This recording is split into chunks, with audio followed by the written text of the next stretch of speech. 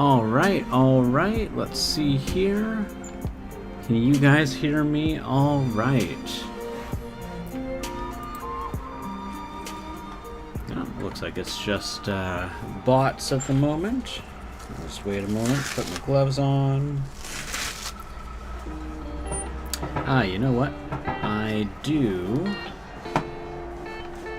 need to actually put in my announcements.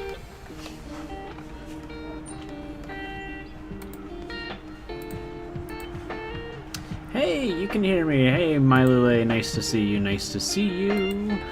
Isn't this nasty looking? I am so in love with it.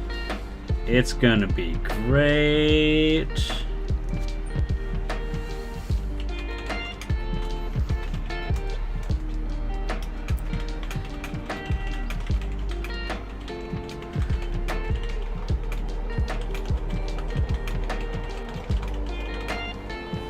One terrible, horrible, gruesome mini, right? I just realized today that there's rats, like, perched up on it. I never noticed the rats before.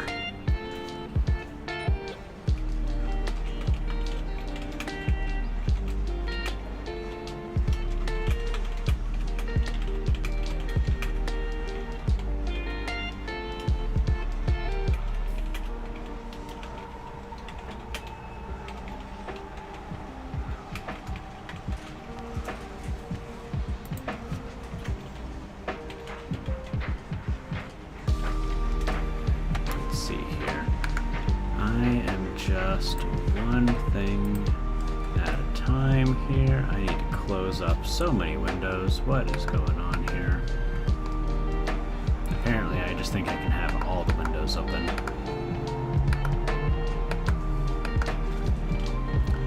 And just go quickly to Insta here. Just verify the spelling of these guys. Yeah, it is Barthels Morphles. Alright, perfect.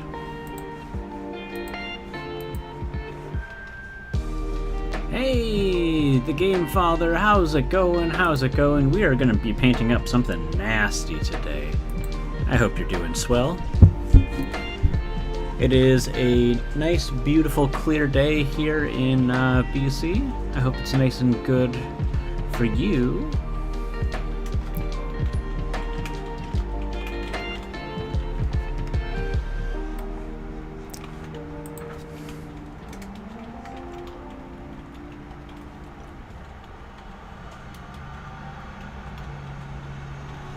Ah, that's wonderful.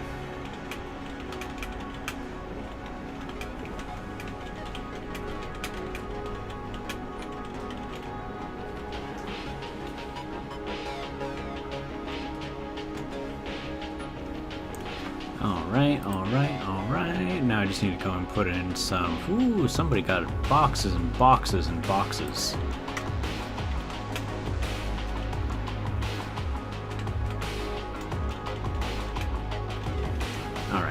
I need to go to all of the ye olde channels, get rid of that. Yeah, it's going to be real fun. So I'm going to be utilizing the scheme that I did for this guy here, but I'm going to be spending a lot more effort on it in this one here. This guy was just a test piece, like, will the purple work well with the pustules? Yes, it does. Obviously, there's going to be some viscera. It's going to be super nasty. I'm really, really looking forward to it here. But yeah, so I'm just going to plug away the stream at a couple of ye olde watering holes on Discord. So, GameFather, do you paint as well? Let's chat. Let's get to know each other. Tell me a bit about yourself. You do? What kind of stuff do you paint? Do you paint for RPGs? Do you paint for war games? What do you like to paint for?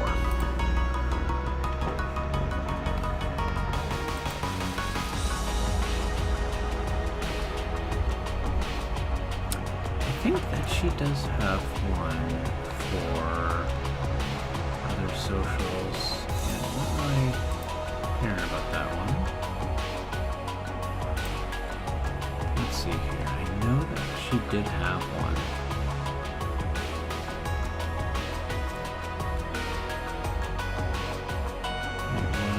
It wasn't there.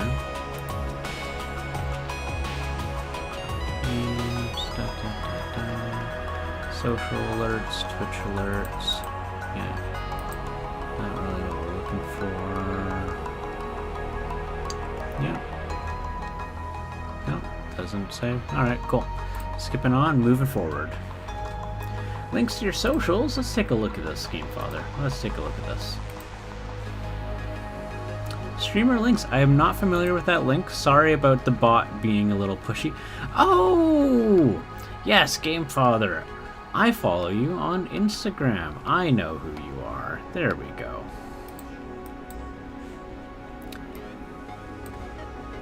I didn't know that you stream as well. Well, heck and heck. Let me fix that up there. Just while I'm doing this here, let's give you a shout out.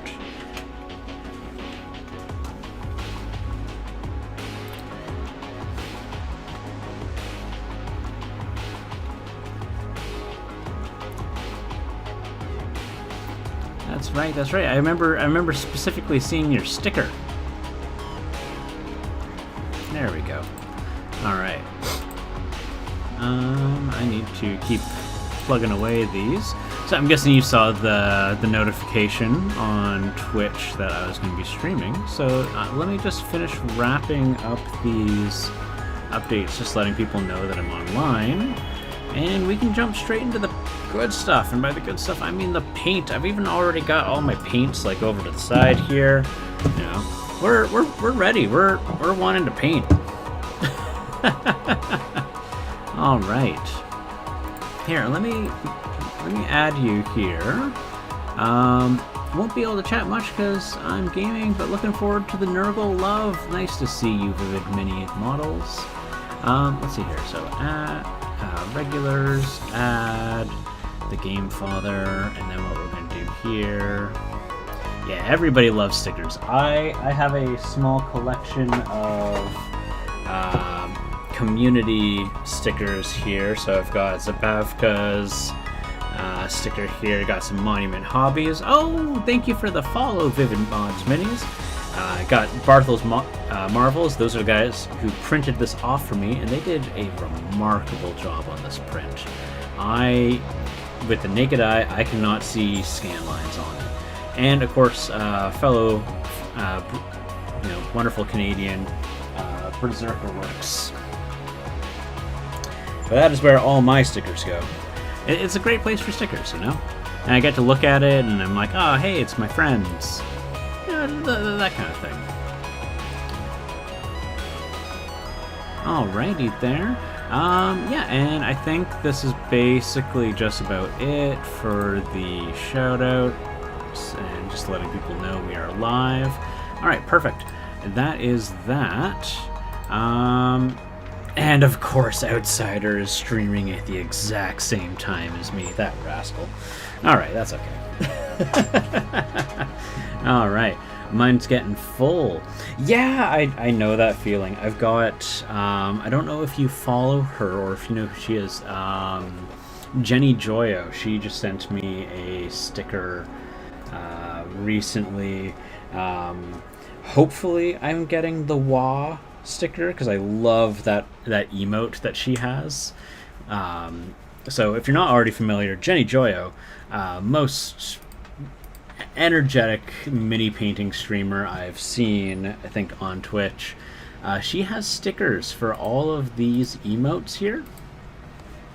So all three of those. Yeah, exactly. Yeah, and so you would know then that if you spend points, her channel points, one of the rewards is she mails you a sticker, which I think is incredibly charitable of her because that is just coming directly out of her pocket, right? So without further ado, let's start getting this sucker painted up. So I'm probably going to need a little bit of the crimson colors there. I have this Reaper liner. Now, from what I've seen, yeah, hey, Wolf Parable, how's it going? We are going to be painting something nasty. No orcs today. Let's see here. Let me just get the focus just a little bit crisper there. There we go. All right. I mean, I do love her orc sticker, though. Her orc sticker is absolutely my favorite emote. So what we're going to do is we're going to go even darker, because I do want to get like a horror look for this. So we're going to just start layering the shadows, but we're going to start off with a darker, deep twilight color here. Or you know what I could do, because this is actually a little bit of a better paint. Let's see if I can just pull this. Yeah, because this is vivid stuff.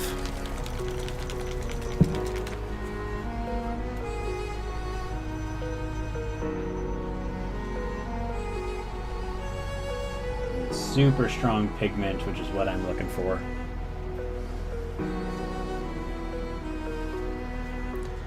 And you know what? I don't mind if it's just the slightest satin or gloss, just because I'm going to be mixing in the Viejo Black Game Paint, but it's a little glossy. But that's just going to make her look slimier. Yes, she is absolutely a orc enthusiast. It's so great. I love hanging out with Jenny's stream. she's such a chaos disturber. Oh my goodness. Very fun stream for anyone who has not attended.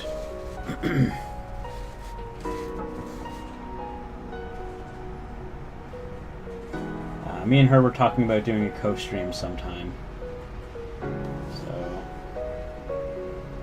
hopefully we can get that arranged.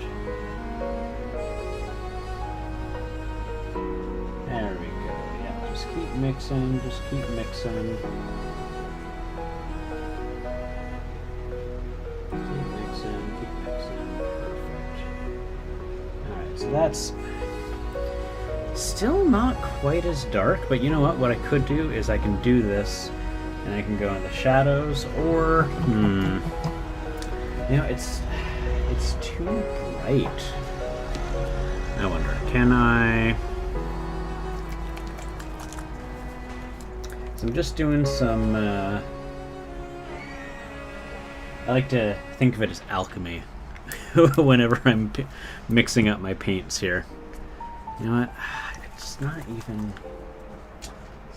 that. Yeah, I think if I go with that color, it's just going to be way too cartoony, which is not really the feel I'm going for. So you know what?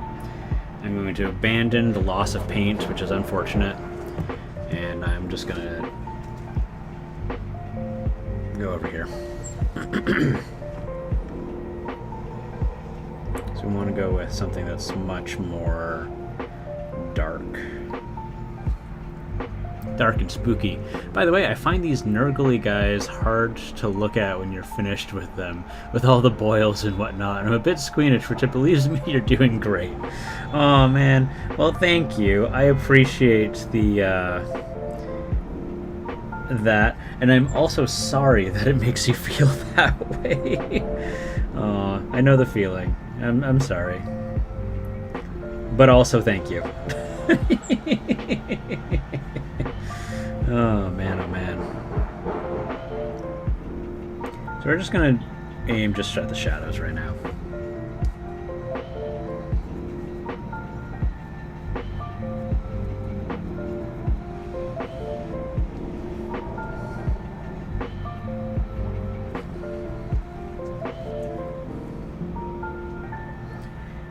And the model has no nipples, so I'm hoping that this is going to be TOS safe. I could just call it body painting, you know. Just got pasties or something. I don't know.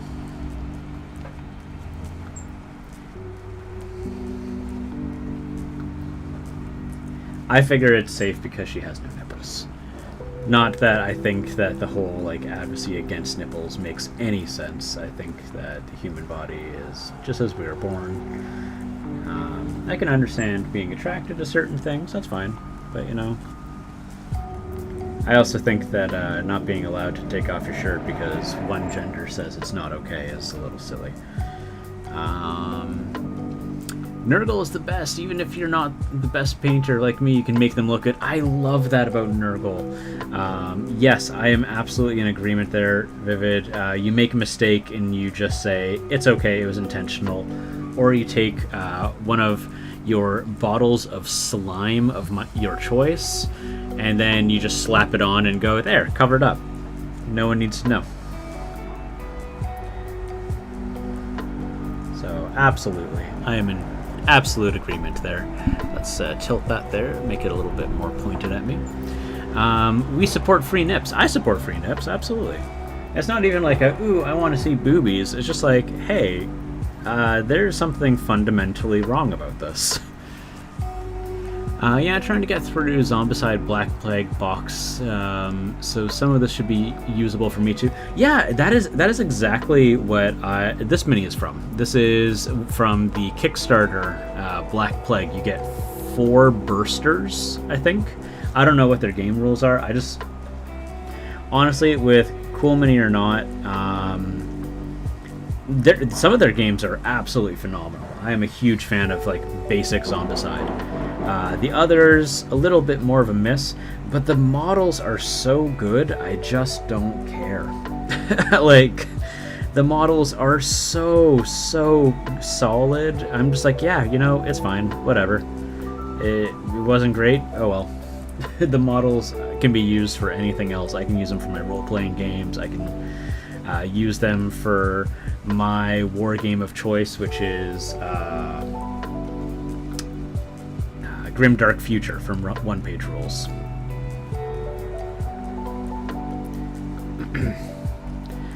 Back to the new Zombicide with the Western theme. Yeah, I saw that. That one didn't really tickle my fancy, you know. So I just was like, you know, that's okay. Not all of them need to be for me, and this just means I save a little bit more money. So, you know. Oh man, all these boils, these are going to be great to paint. I'm so looking forward to this model. I have been like super excited about it for a while now, and I've just been saying to myself, you know what, I could do it later, I could do this miniature like at this time, and I was like, no, I'm doing it right away. Right away.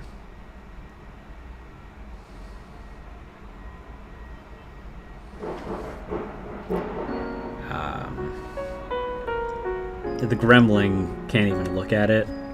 The Gremlin looks at it and says that it's gross.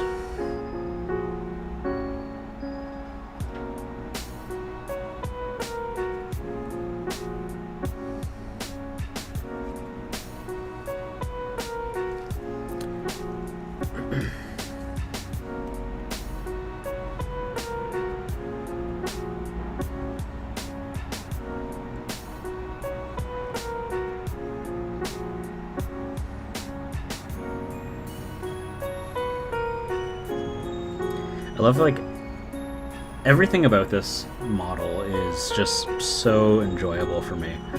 There, like, the absolute chaos and lack of coherency in it, I love it so much.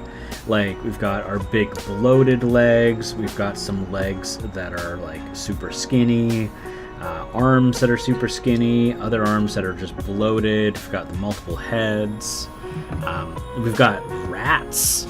Got rats on it. Oh man, so good.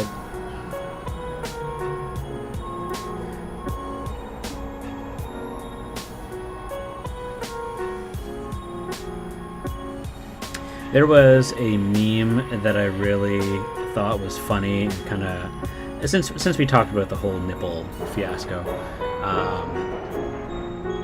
there's a meme that I thought was absolutely hilarious that was basically like trying to make the point while also parodying like the people who are super paranoid about nipples. They're like, your female nipples are wrong. here, use these cutouts of male nipples that are more socially acceptable. You know, because the whole idea is that for some reason, you know, it's, you know, men can't control themselves around female nipples. It's stupid.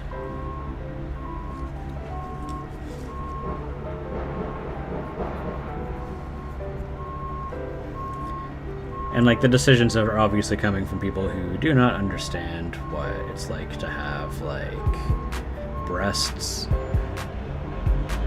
Understanding that sometimes you don't want your chest to be constrained or wrapped up or, you know, sweaty sometimes, you know. It's just this total lack of, like, empathy for people is really what it comes down to.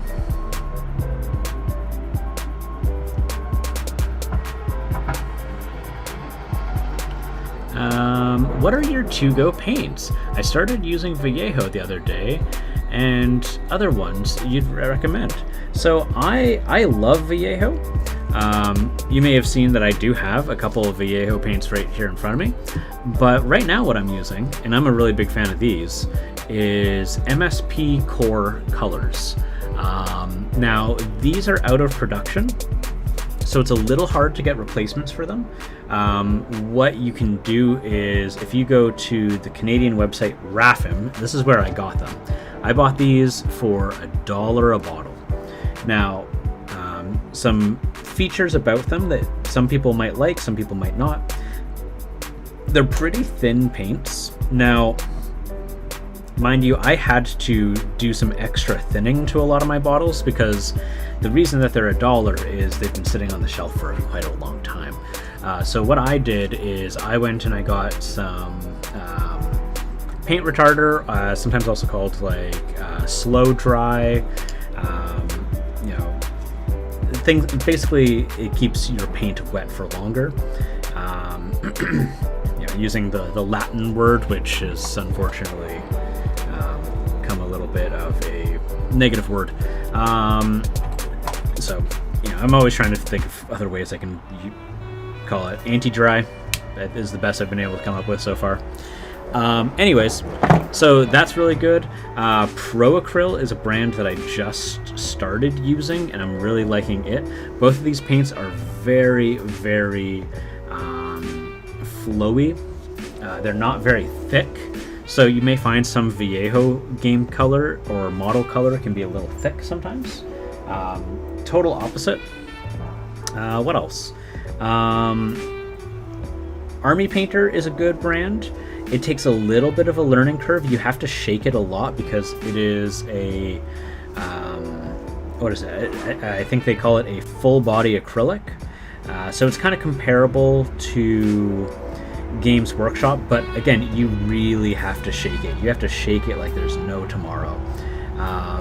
But once you've done that, it works pretty well.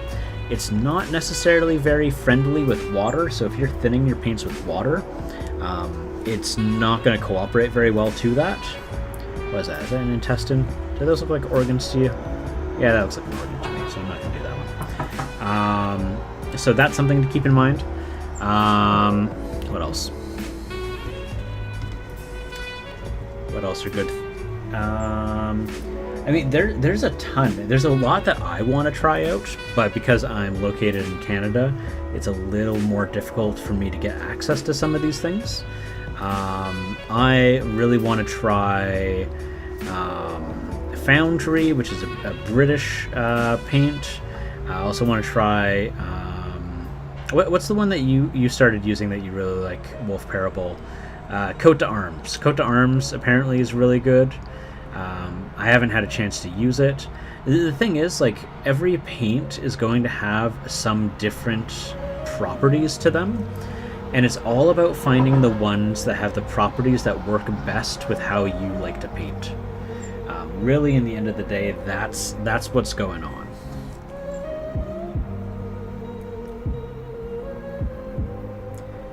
Also, sorry if you guys can hear the traffic outside. It's really warm today, and I am having the windows open because I do not do well in the heat. So I needed a breeze. I used Vallejo, but switched to Reaper paints. Yep, Reaper is who MSP is. MSP is the name of their paint. It's the Reaper Master Series paints. Yeah, I really like them.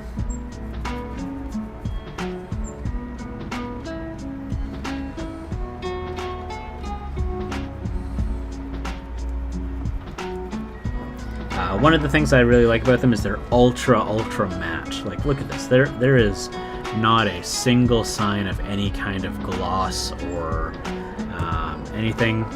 By contrast, here is a P3. P3 also does really good paint, but you can see it's slightly satin. Whereas, like, Vallejo is a little glossy. This one is... like, it's just got a different texture to it altogether, right? Like, the number of paint brands there are remarkable. I can tell you what my favorites are, but my favorites might not be your favorites. So all I can really say is, like, experiment, but to answer which ones I do use, I use a lot of Reaper paints, I use a lot of Vallejo paints, but I also use some P3, and I have started using Pro Acryl. Does that answer your question? I have no idea. I kind of tangented, so my apologies. Oh, come on. You're supposed to be, like, stuck in here. Yeah. There we go. All right. Let's see here. Because, like, this stuff is supposed to be pretty... yeah, it's very... it's like an ink. I wonder if I do that, is it gonna do well for me? It's basically an ink.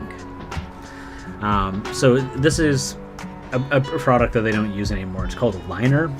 The liners are transparent, like a paint, or like an ink.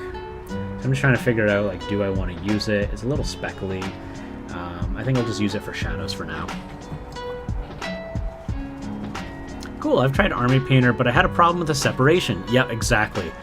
That's something that you're going to face with heavy body acrylics. I don't mind gloss. I mostly use varnish after painting. Perfectly reasonable and understandable. Yeah. I hope I was able to give some answers there that might be to your liking.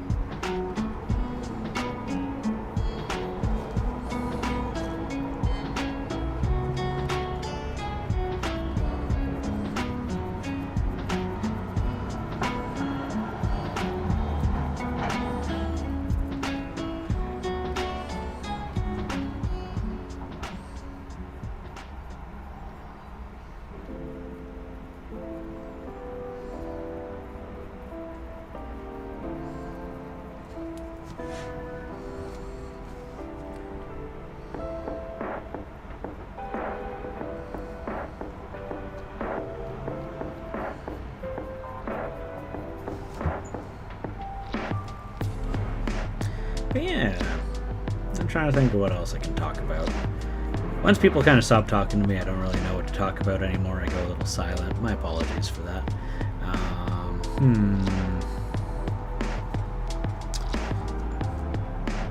I've got another big Nurgle thing that I'm really looking forward to painting. I think I want to go with like a greenish scheme.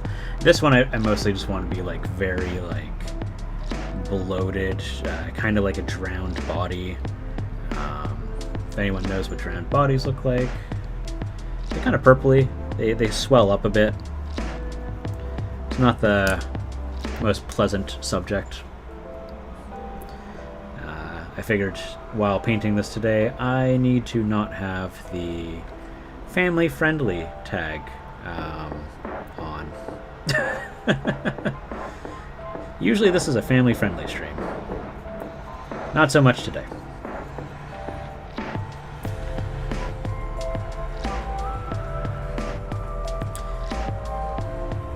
But yeah, for the issue of separation, Vivid Mini, there is a solution that works super well, but it's an investment. And it's kind of a worthwhile investment. I haven't done so yet myself, but it's going to completely eliminate you needing to shake your bottles of paint. And that is to use a vortex machine. You can get them for close to $60. Again, like I said, an investment. But from what I've heard from people, they are just miraculous. I've also heard don't bother with nail polish shakers, and that a vortex machine is really what you really want to get.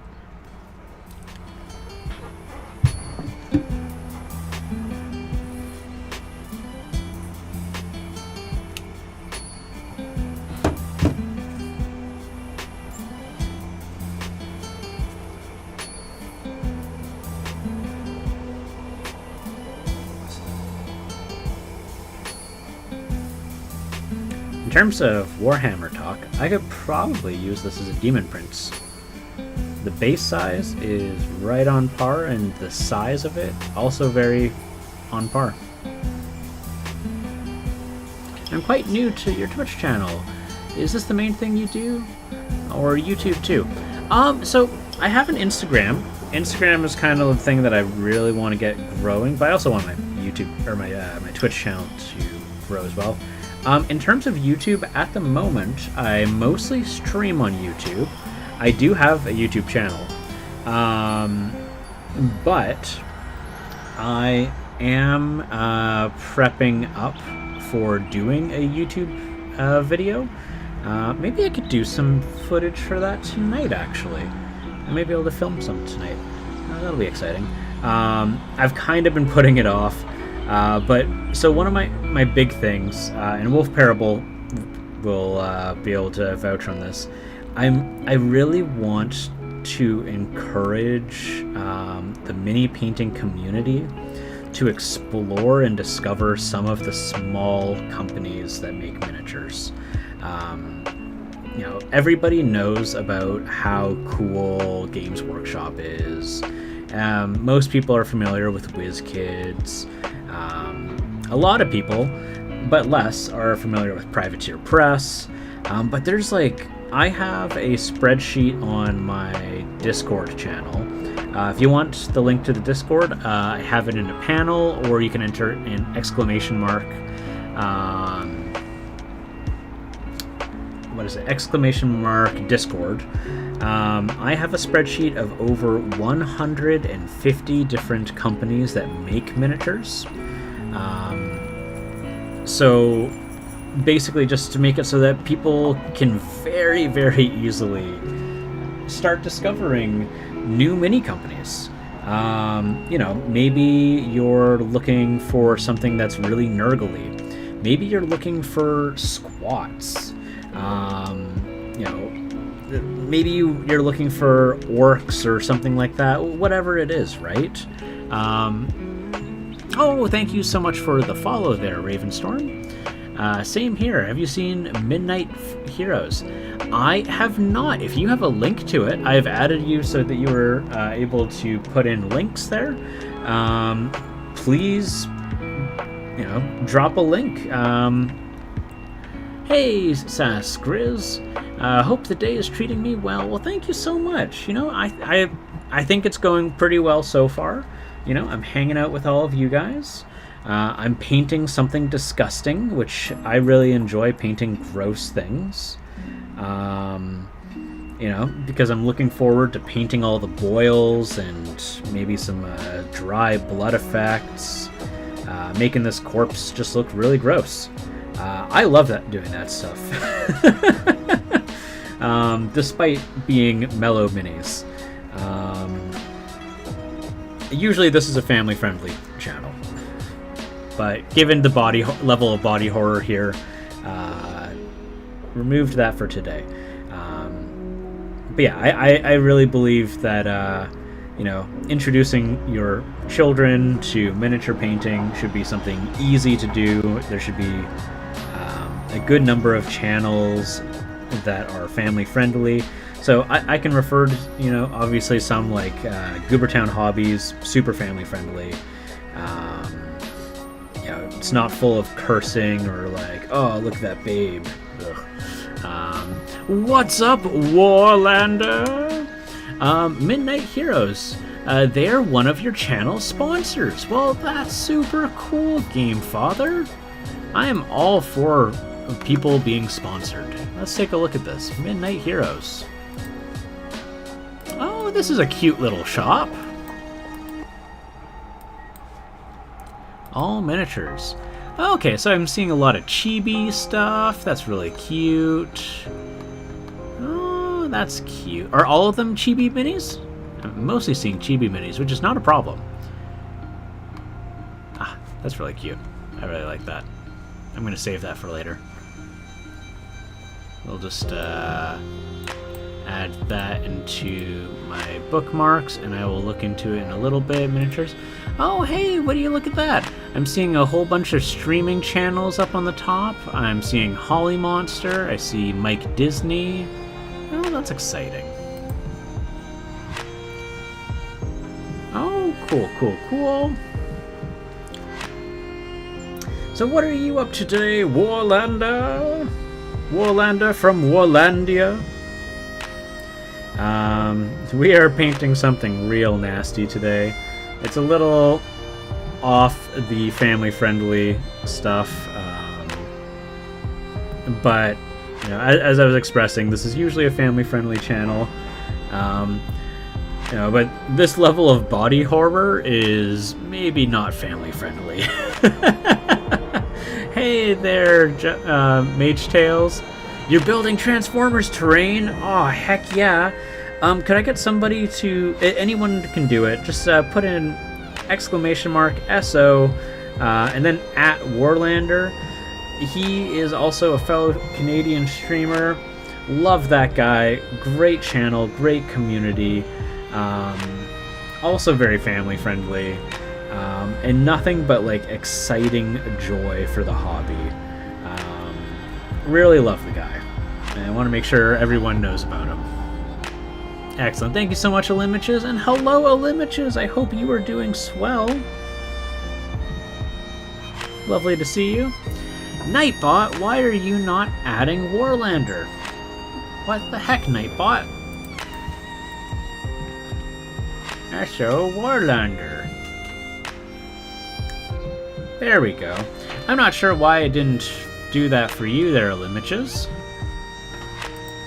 I have it set for so anyone can do it. Nightbot's been a little sassy with me lately, so I have to give it a talk. Oh man, someone's got some deep fried food. I can smell it, and it smells so good. It smells like onion rings. Oh man, I love me some onion rings.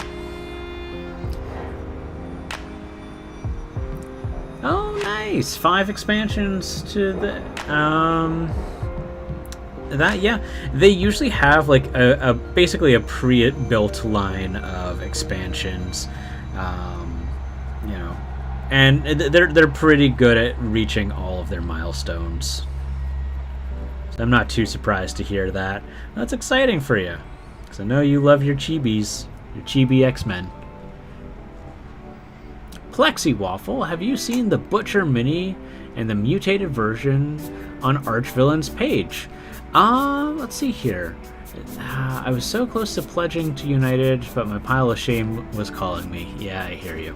Plexi Waffle, I don't know if I've seen the Butcher. I would have to take a look at it. It's a collaboration. Well, heck. Do you got a link? Here, let me make sure that you can send links. Plexi Waffle. Regulars. Add. Flexi waffle. There we go. What do you mean? Oh, it already exists. Cool. The only collab I'm aware of is the one that they did with Goobertown Hobbies, where they turned Brent into a Yeti. But I could believe it. I would be very excited to see the Butcher.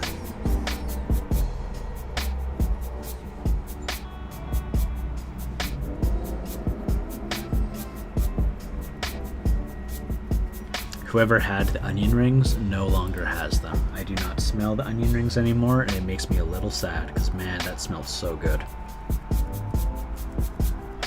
And I'm trying to be good with my money right now. Heck.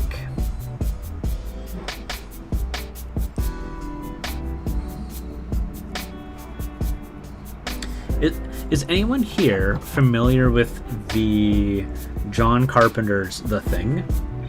And is there anyone here who's not familiar with it?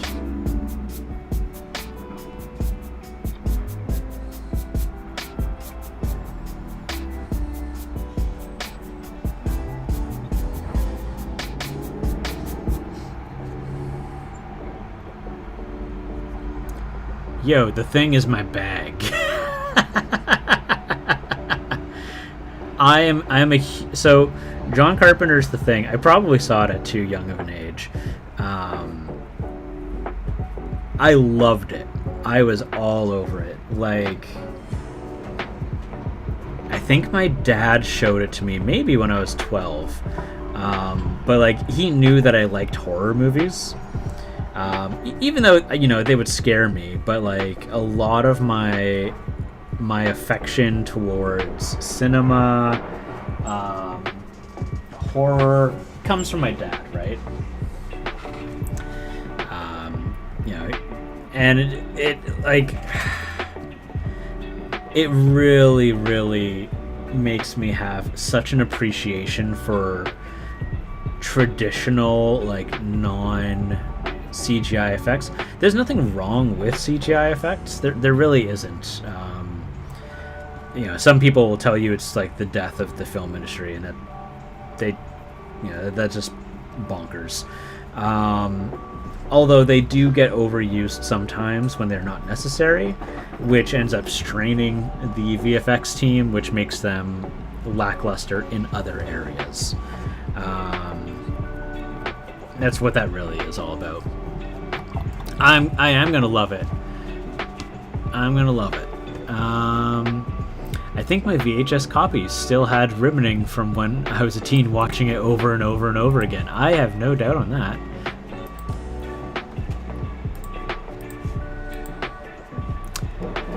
Yeah, I do not have...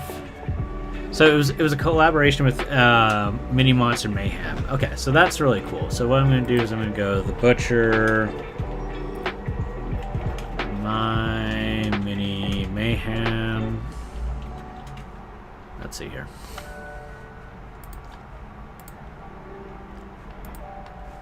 Oh, that's cool.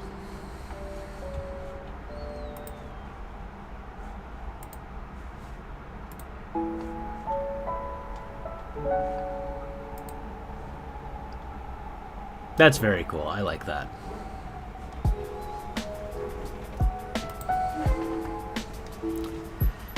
Had a good day, bad week. But we're in bed now. Nope, that is totally valid. That is totally valid. Yeah, no, I grew up with Nightmare Before Christmas very, very much. When people tell me it scared them as a kid, I have a hard time understanding why. I don't think that they're wrong. I don't understand how or why. You know, there's nothing wrong with being scared of it. I mean, there's some people who are scared of puppets, so I just go, oh, well, have you tried watching it again? You know, might be worth it, but if not, you know, that's fine. It's fine too. So people are allowed to have, you know, feel that something is spooky.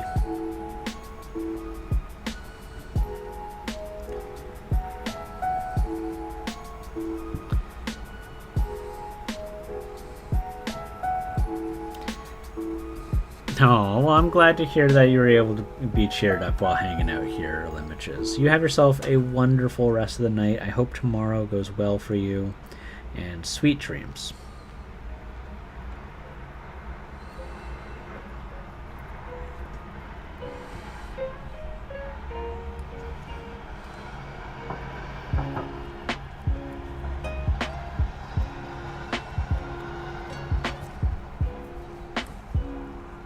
Yeah, I think, though, like, you know, there's definitely a bit of a meme with saying that practical effects are better. You know, people will always say that. But, like, there are things that practical effects truly cannot achieve. The greatest example of that is, what's his name? The captain with the tentacle beard from Pirates of the Caribbean, right? That movie is ages old now, and the effects still hold up, right? And a large part of the reason is, like, while the VFX team, they did not have their work cut out for them, but they weren't strained or held back with poor directing decisions, like saying, oh, we'll fix it in post. You know, it's really important to not overdo the VFX team.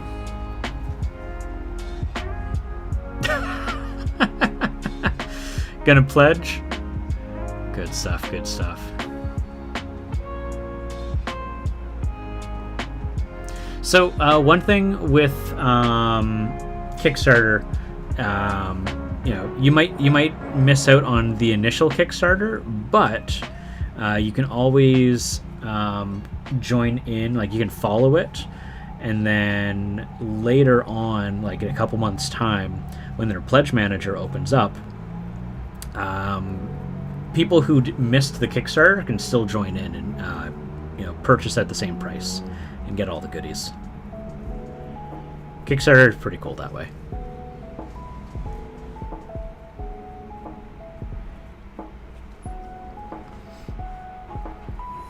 Let's see here. The Thing, the board game. I did not see the Thing, the board game. I totally missed that. It sounds familiar. I may have seen the email for it. I think it started around the time that I think it was like shortly after the pandemic started, because I this does sound familiar. Yeah. No. Yep. I definitely remember this. Yeah, so if I go click follow us, where was it? Yeah. No, that's super cool. I have the board game, which is it? Who Goes There? And I still have not opened it. Which is based off the novel Who Goes There.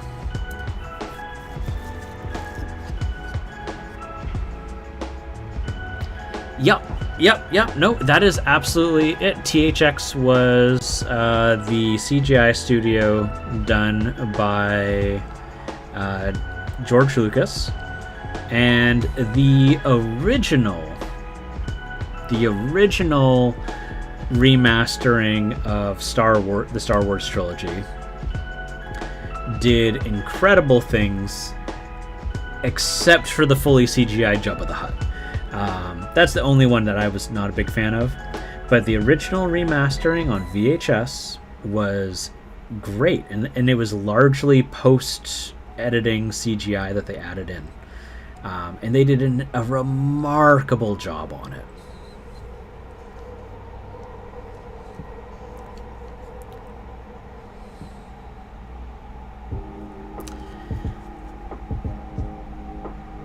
Well, I mean, there's a lot of things. So yeah, what is it? There was a comic book series that George Lucas It's a French comic series that he wholeheartedly stole from, including the name the Millennium Falcon. What is it? I can't remember the name of it. And it came out years before Star Wars. And when it finally got a cinematic adaptation, it was pretty poorly received because people associated the name the Millennium Falcon with Star Wars.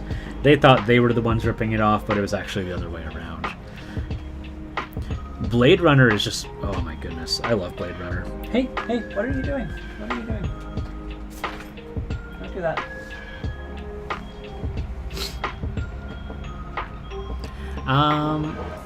Oh, I missed that there. I actually just got done backing Terminator RPG a few weeks ago. Ooh. There was a Terminator RPG? That sounds exciting.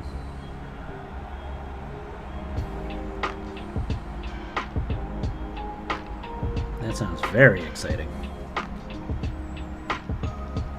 And I guess the whole point is that you are trying to escape the Terminator. I presume no one plays a Terminator.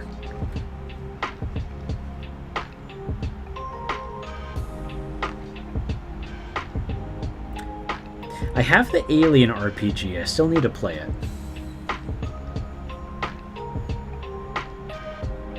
Hidden Fortress. Ooh. Sounds good.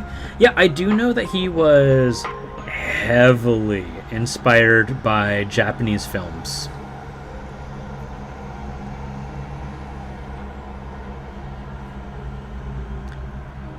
There's a lot of things, but I mean, like, that kind of stands true for a lot of things. I mean, like, I'm not going to say that he didn't do it. He did, but so commonly we end up having products that come out that are like A plus B, but this. Trying to think of a couple examples here.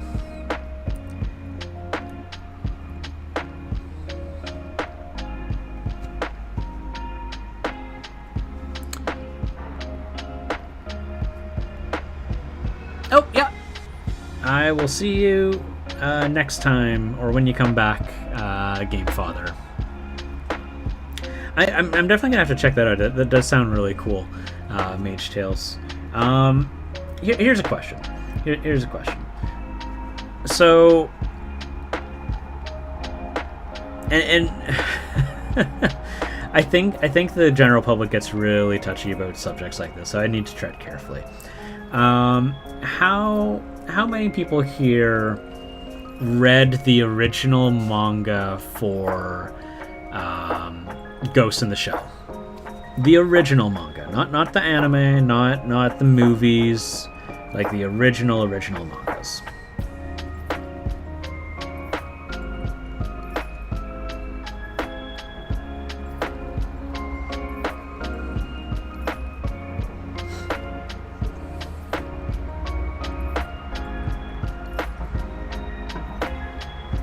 There were several. There were several. The original manga is absolutely nothing like any other iteration of Ghost in the Shell. Sergeant Major is plucky. She is full of attitude. And like that cold exterior that ended up getting like developed later on is completely non-existent in the original manga.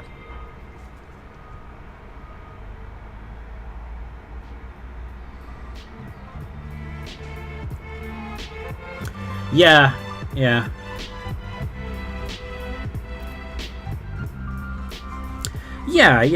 So we've got the original manga there. Very, very plucky character, just going in, you know, basically being a cop. But she's a cop in a cyberpunk sci-fi universe. Now, when we look at that, like, the original story is a cop story. It is a story about, like, crime drama and the likes. Now, besides it being a cyberpunk setting,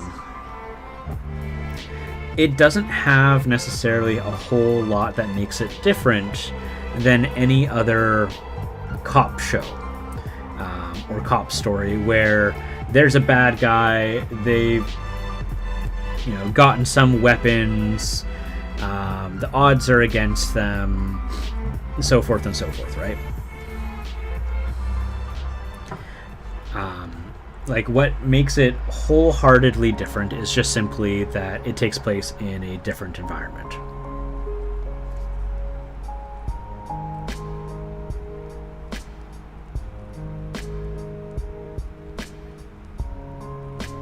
Who hates the new Ghost in the Shell with Scarlett Johansson? Because if you're saying me, I actually loved that movie. I thought it was quite good. It just could have used more Japanese casting.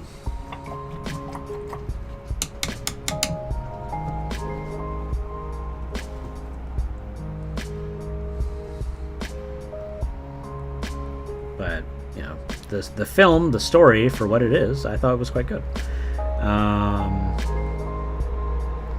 But, like, the whole point I'm trying to just, like, get at around, right, is it wasn't necessarily original. It wasn't a direct rip off of any particular film or any particular thing like that. Simply, rather, it was a, you know, cyberpunk story. Now, when we go and we take that into consideration, we look at, you know, further cyberpunk adaptations of other, you know, films and stories.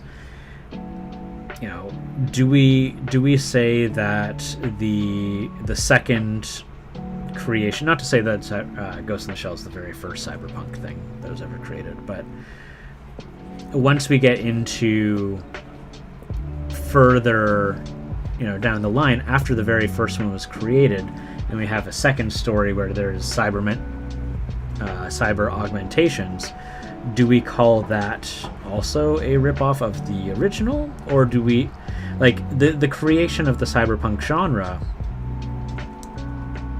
is, and again, I'm probably sounding like I'm tangenting off on this. I'm just trying to think of, like, the best ways to, like, create examples here. So I am aware if I sound like I'm making no sense. You know, but, like, at what point does it evolve from, you know, infringing on someone else's creations to becoming a genre?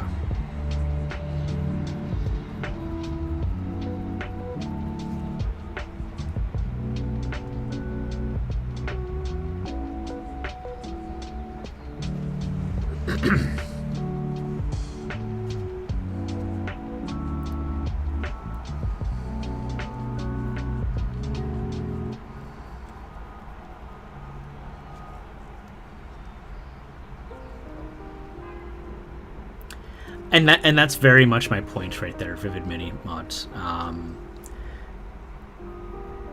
We are at such a point where even if an idea is new to you, the creator, it is likely based off of inspirations, subconsciously even, of things that you have found that you have liked. And from there, you know, like, a lot of people make the comparison with, for example, with Avatar. Not that Last Airbender, that thing's incredible. But off of the James Cameron Avatar, where they make the point that this is basically Dances with Wolves / Pocahontas with aliens. And it's correct. Like, now whether or not that was his intention from the get-go, I don't know. It's also Ferngully.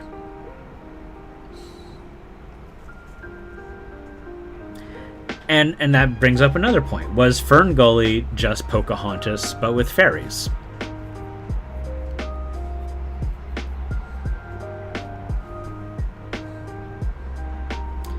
Because you have a story where there is, you know, a nature respecting civilization. A, you know, white dude comes in and is wanting to take hold. His society is wanting to take hold of the land for its resources, for new occupation, all that stuff. And then ends up meeting a local, ends up developing feelings for said local, ends up switching sides to protect the locals.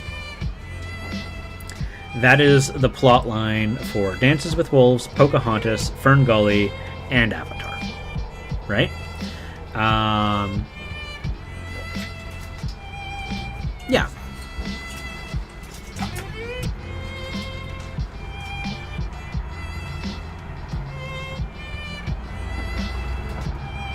No, exactly, right? Like, there's a whole bunch of things about it. In that original special edition I was talking about with the original remakes of... Not remakes. What do you call? Remasters of the Star Wars trilogy. You know, he talks openly about... He's like, I was inspired by Japanese films. I was inspired by Western films. I was... inspired by the samurai movies. Like, he's very candid about it. And at the 70s, there wasn't the internet, right? Unless, you worked for the government. It didn't really exist. And so no one would have access to these unless they were importing these films.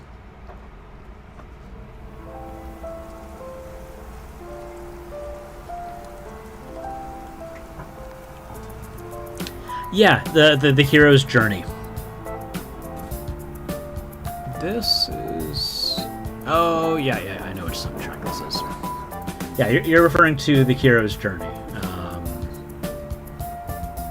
And yeah, the idea that there's only a couple ways to make a story.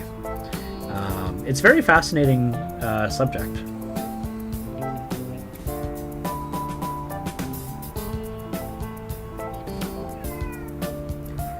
What's wrong, kitty? What's wrong? Your chair got taken away from you?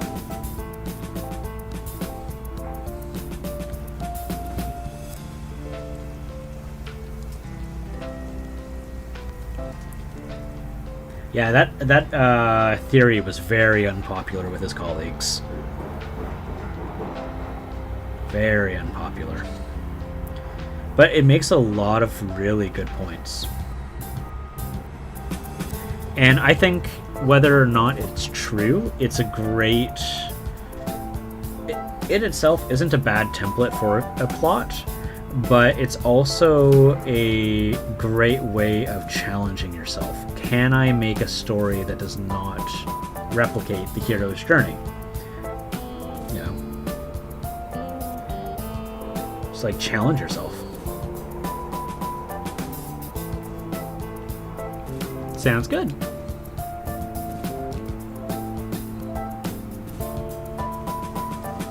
Alright, so we got ourselves some super dark purple skin, just as a base coat. Just make sure that there's no primer showing anywhere on the skin.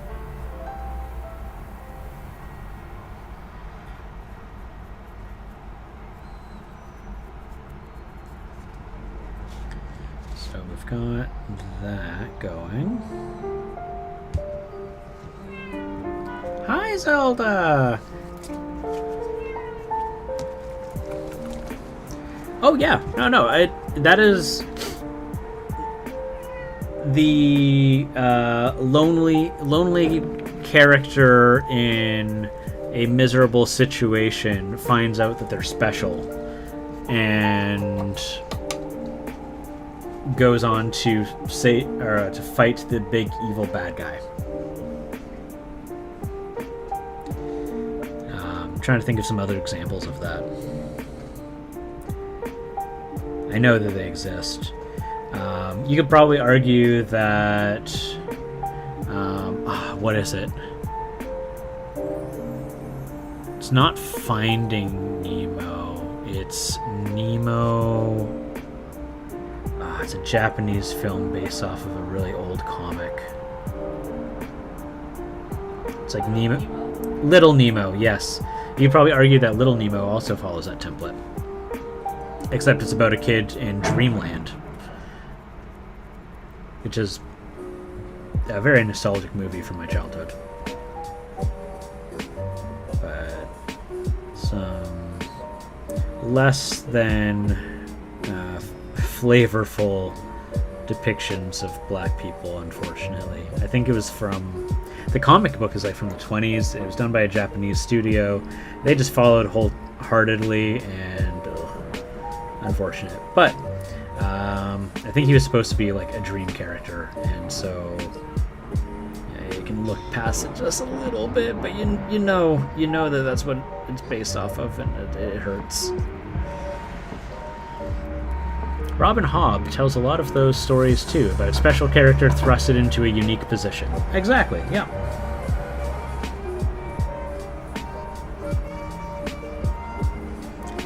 Heck, almost every isekai. Again, if you're familiar with anime and manga, it is that situation. Bland nobody suddenly finds themselves in a special world where only they are able to do the thing. Whatever the thing is. Hey, Spiky Kina, nice to see you, nice to see you. So speaking of Star Wars, one of the things I really liked about Star Wars is that if you look at the original trilogy, it is a science fantasy. It is not a science fiction. It is a science fantasy. It is a story about knights and wizards in space. But then if you look at the prequel trilogy is distinctly a science fiction, where they try to come up with scientific explanations for things like the Force, and it's a world of science and wonders.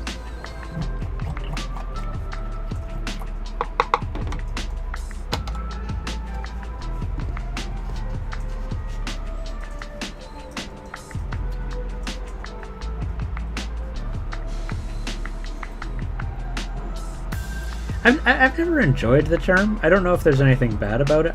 If there is, please tell me. I don't know anything about it. Hey, Making Tangles, welcome with the raid. Well, I mean, there's a male term or male version of Mary Sue, which is Gary Stew, which is just to make it less like Mary Sue. So I don't know if that makes it still derogative. But yeah, lovely to see you Making Tangles. What were you working on? Yeah, that's entirely what it's meant to be. It's about self-insertion and self-empowerment to sometimes a overtly comical level. Thank you for the follow there, Xenos the Knight.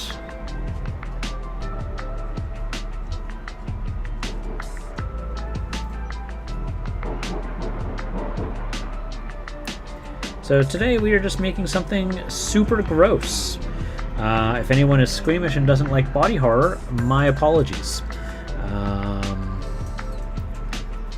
But if you do and you're still here, thank you for trying to truck through it. I am working on a stitched Abomination. It is a 3D printed mini from the folks over at Barthel's Marvels. The design comes from Archvillain Games. And yeah.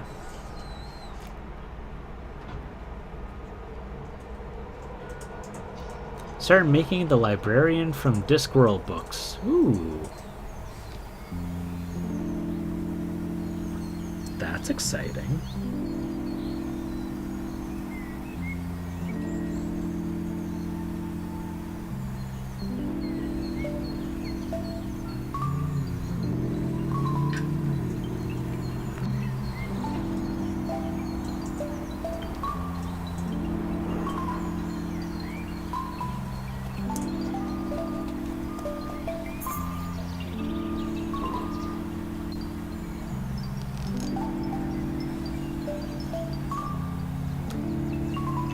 Right now what we're doing is we're starting with the undercoats and we're just trying to see if we can create some shadows.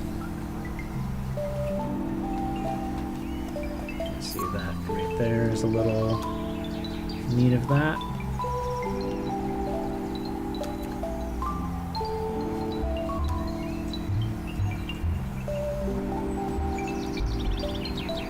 J. Kuro from GW is bad?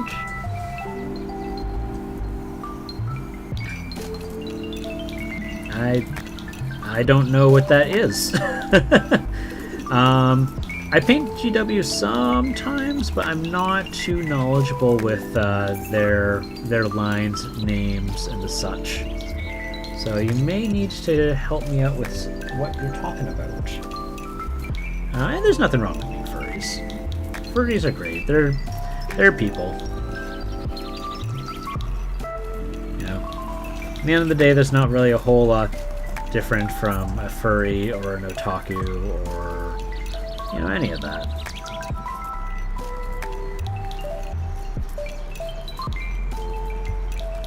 Grey Knights. Cool.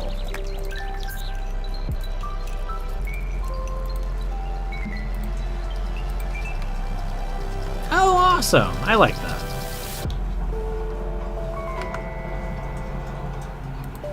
I think I remember that, and I don't really remember much about it.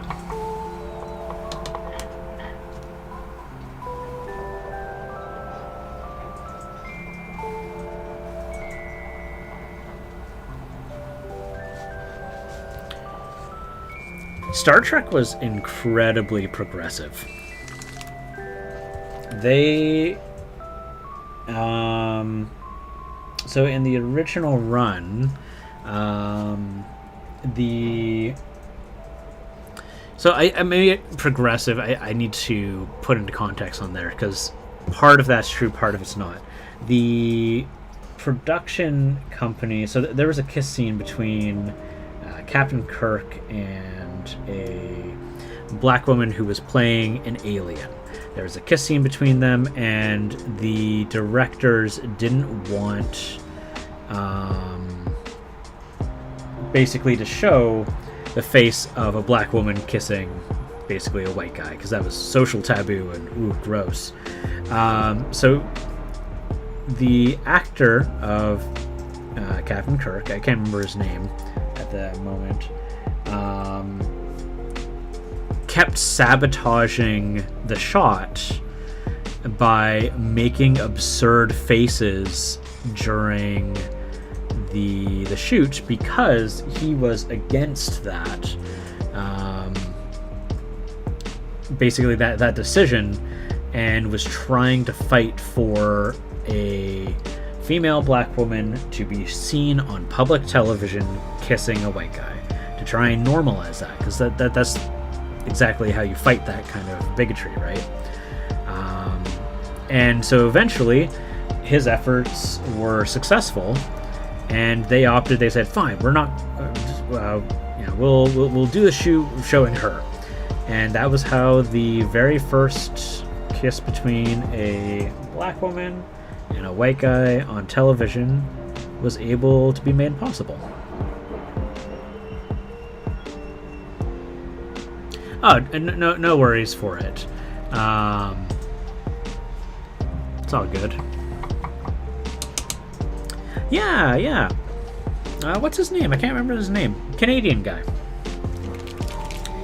He has a farm out in somewhere. I don't know where his farm is. If I recall correctly, I gotta look this up now. Actor of Captain Kirk. William Shatner. That's it. William Shatner. Apparently a bit of a toxic person. It's a little hard to get along with him. He's basically destroyed all of the friendships that he had from Star Trek. But he is Canadian and definitely believed in racial equality.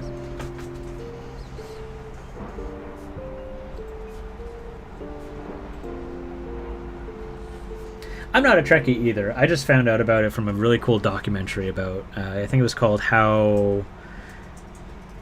What was it? It was How Star Trek Inspired Technology.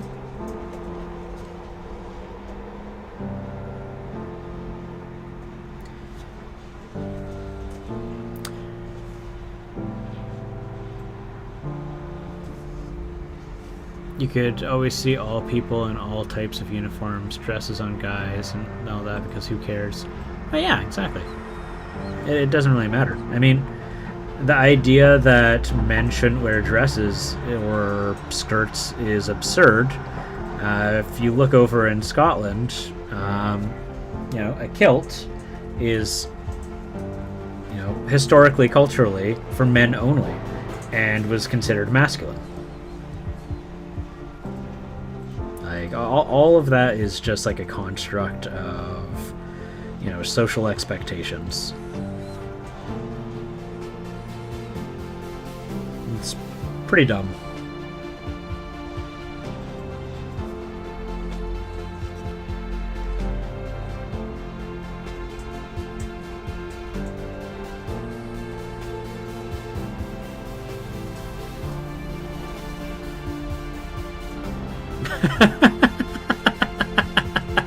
Well, thank you for censoring their vivid minis.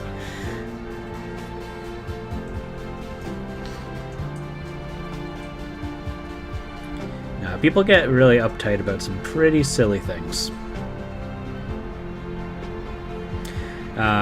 Making Tangles, you missed our conversation about the absurdity that, women's nipples cannot be shown. Twitch allows it, but this is a family-friendly channel, so I appreciate the self-censorship regardless.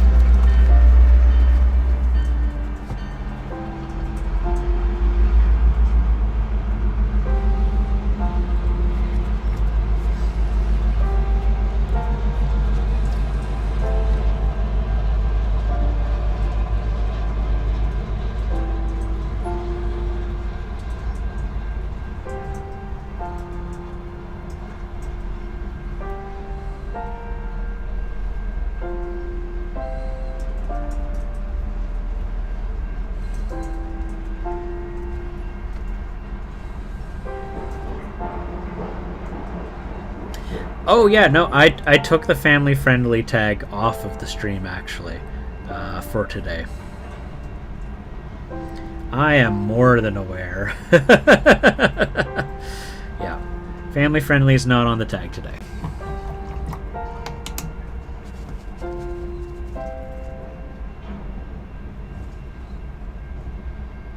But hey, look, she doesn't have nipples. Just, that matters. Consider conservatives, satiated. So silly.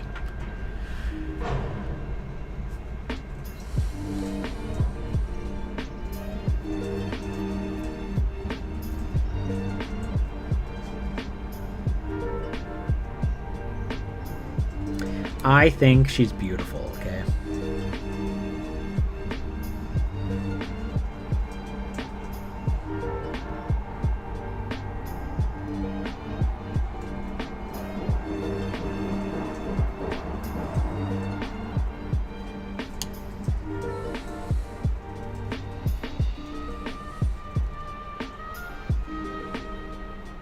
But yeah, it's removed distinctly for the body horror, not because of the nudity. I don't think she's really that nude.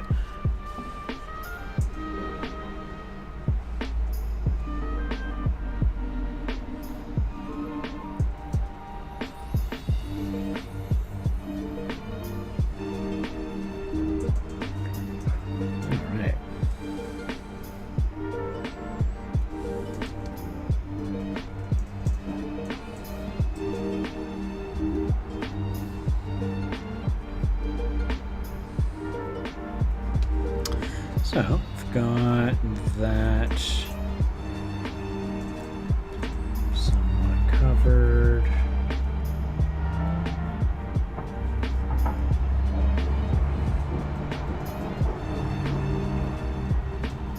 Terminator 2 is a great movie. I really like that. Terminator 2 and Aliens 2 were my introduction to James Cameron movies, which I was quite a fan of. And Avatar's alright.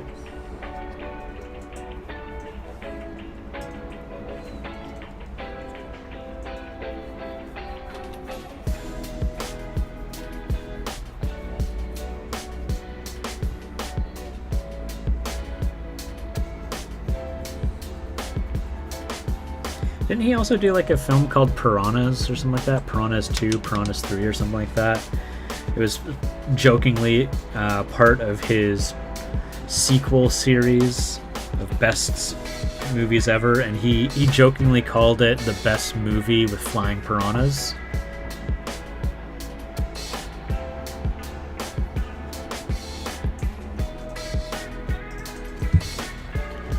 Alright, so I feel like censoring nudity can have some adverse effects on people, though. And then again, we're quite progressive in the Netherlands in showing nudity and stuff because it's better to make it okay and talk about it than dance around the subject. No, and I think that's very on point. That's very similar to how I feel about it. I mean, like, nudity is nudity. You're born naked.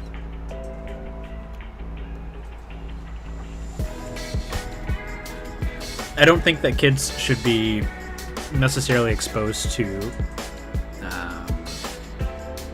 hypersexual subjects, but nudity itself should not necessarily inherently be sexual, if that makes sense.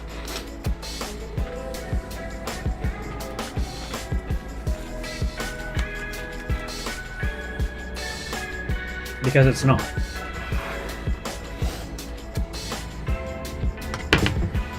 That's very true. No, that's very true. I mean, like, look at France. Like, I'm not going to say that there aren't French alcoholics, but the general public's treatment of alcohol is overall better than here. As far as I'm aware. I could be wrong. You know, if I'm wrong, I'm wrong. But as far as my understanding is, you see a lot less cases of drunk driving.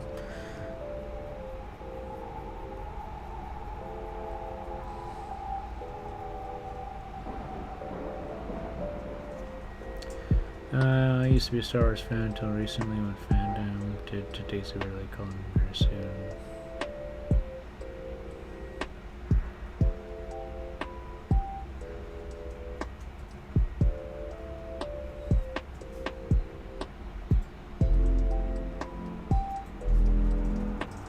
I don't know. I mean, Chills, I honestly think that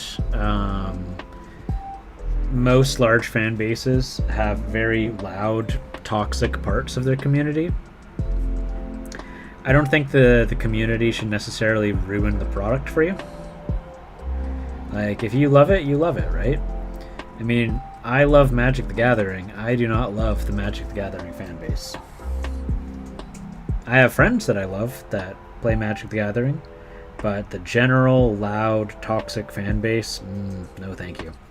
Same goes for, like, Games Workshop. I partake in the mini painting community. I partake in with groups of friends, people that I find that I like, but the general fan base, no thanks. I think people are very good at ruining good things. They're especially talented at it.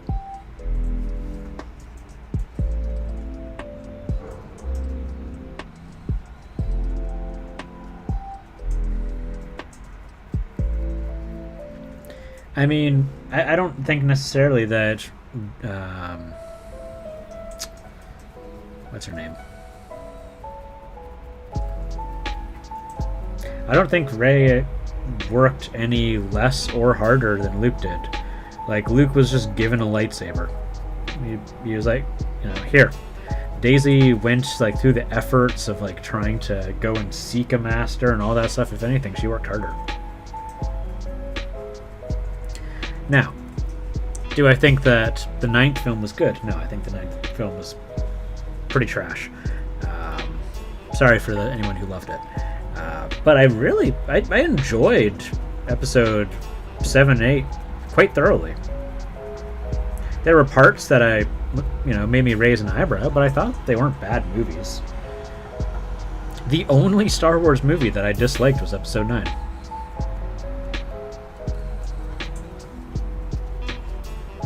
Exactly, Vivid Minis.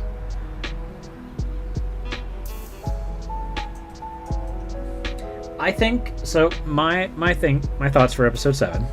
I don't think it was a bad film. I don't necessarily think it was a original film. It felt like it just echoed all of the beats of episode 4, but there was a reason for that, right? They sought out with the intention of, we're going to, try to recapture the excitement for Star Wars by making this a Star Wars film.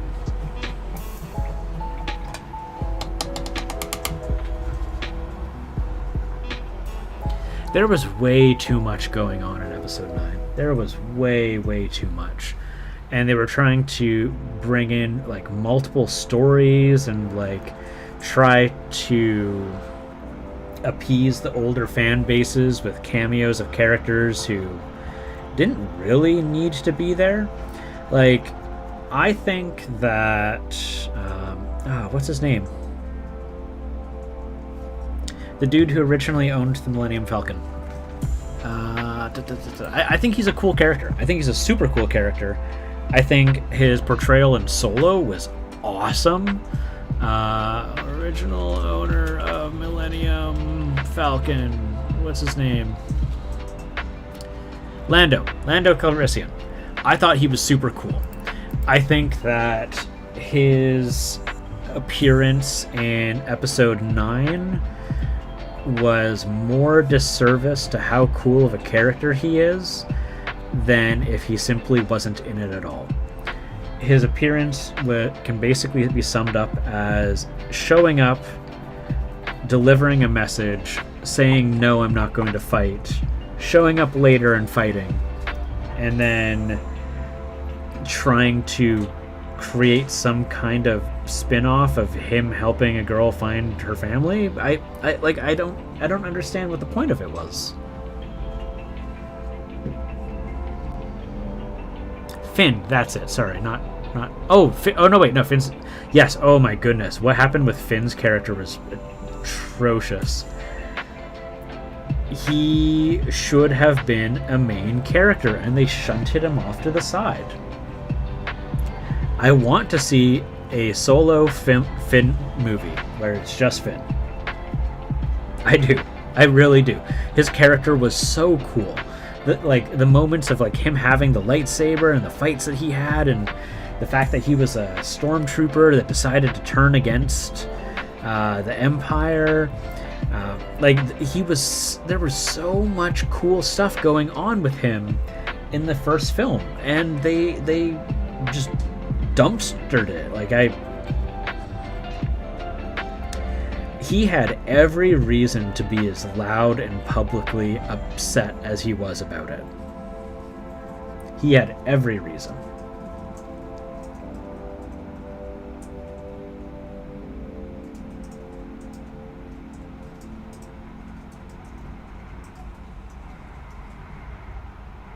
Hey, Valley Dweller, how's it going? How's it going? We're just talking about some of the less pleasant parts about Star Wars. How you doing, man? How you doing? It's lovely to see you this fine Saturday. Hopefully the weather's doing as good for you as it is for me. Mad, don't mind us. Yeah, no. I think Finn was super cool. I think Finn's a nice name, too. My first association, and the very first thing I think of when I think of Finn, is Adventure Time. And then a Kiwi coworker that I had. And then Star Wars. That's the order I knew people.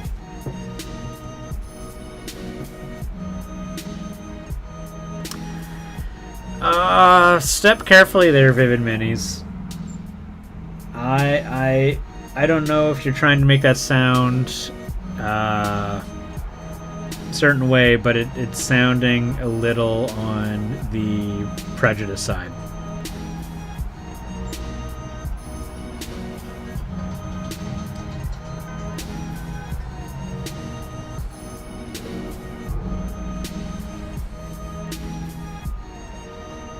So Rose was not there just for an Asian audience.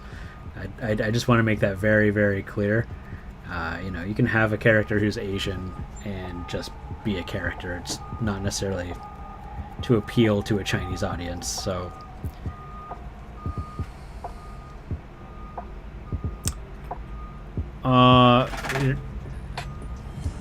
yeah, I'm gonna have to ask you to cut that out, please. Things are going well, Jack. Things are going well.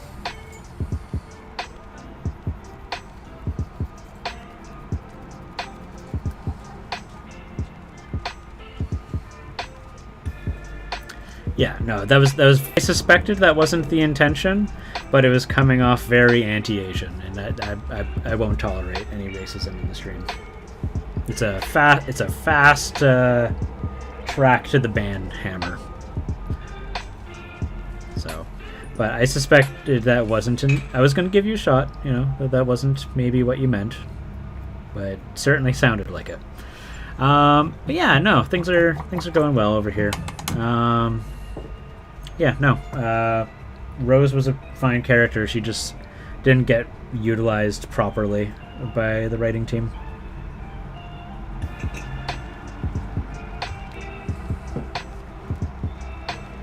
Yeah, it's fine. I just wanted to make sure. I'm very don't like the banhammer. That's all good. But yeah, no. I think. Hey, Gannon, how you doing, buddy?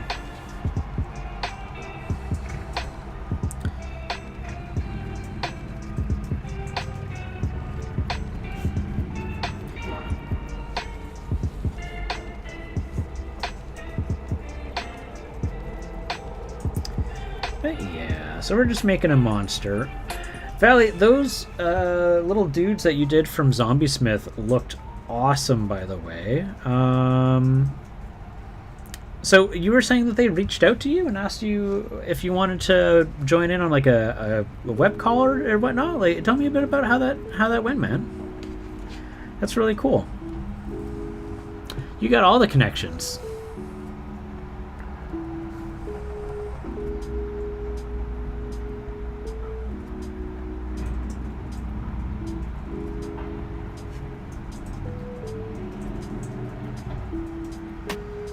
Oh, you know them. Oh, that's awesome. That's exciting, man. Yeah, no, the way that you were painting them up looked wicked.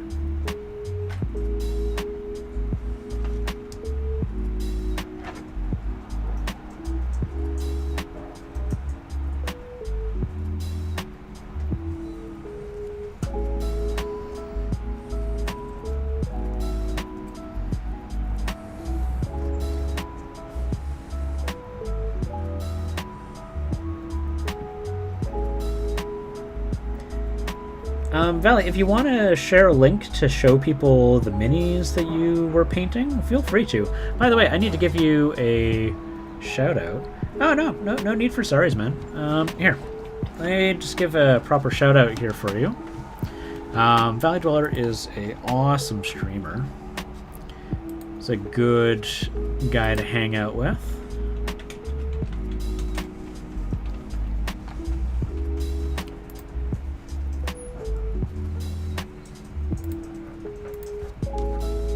He does animation, he does sculpting, he does crafts and canvas. Was telling me he plays music too. This I did not know. There's no, as far as I'm aware, there's no limits to the creative talents of Ellie. Perfect. There we go. Sharing some your work. As you should, as you should.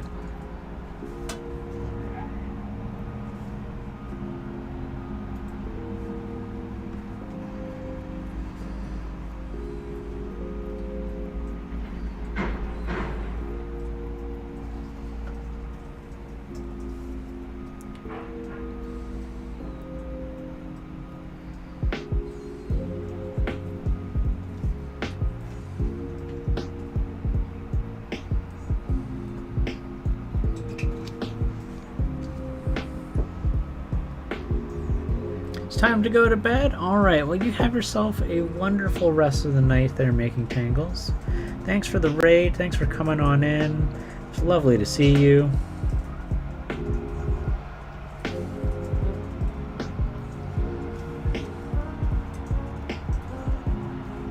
Yeah, I would love to see the progress pictures. I saw that you started streaming pretty early in the day for me. I was still kind of crawling out of bed.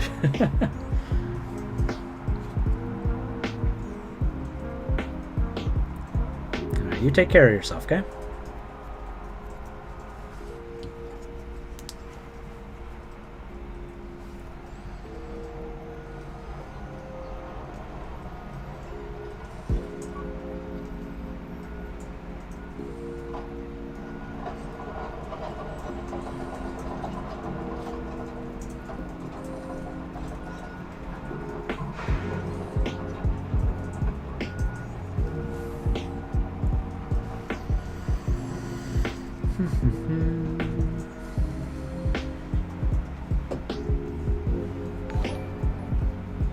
Hey, Mango Smasher, lovely to see you.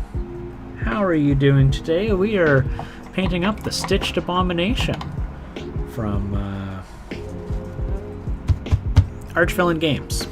There we go. I can use words. I know how to speak.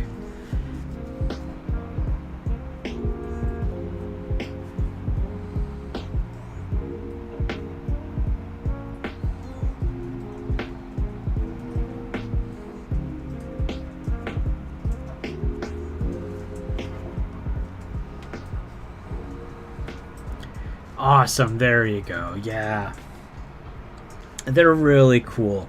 I love the artistic direction that they went with those guys. It's super like a breath of fresh air, like a war game. I think you put it best as describing it as a war game with Muppets. Hello, Warlock's Quill. Lovely to see you. Bonsoir, bonsoir. Alright, we are painting something icky. And we're going to have fun with it.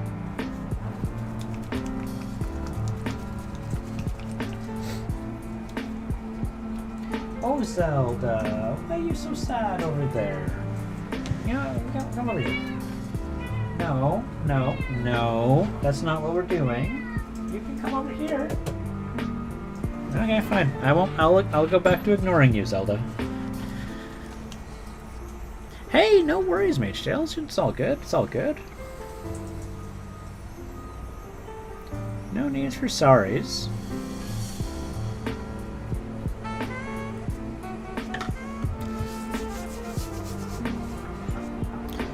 Is that a cat? It is a cat, yes. That is my cat, Zelda. She's just off in the background, so I'm not really able to spin the camera around quite right now. But I'll see if I can in a bit, maybe. She is a sweetheart.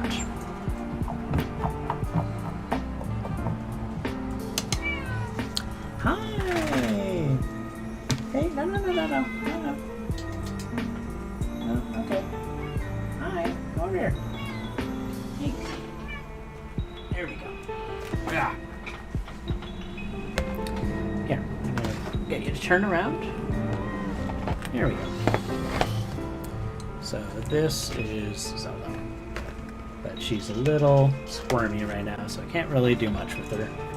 Hi, baby. You cutie. You cutie. You gonna say meow to people? No? Okay. There she goes. Try getting her in front of the camera. Yeah, she's just squirmy. Alright. Yes, this is a all cat stream all the time. San Meowwell.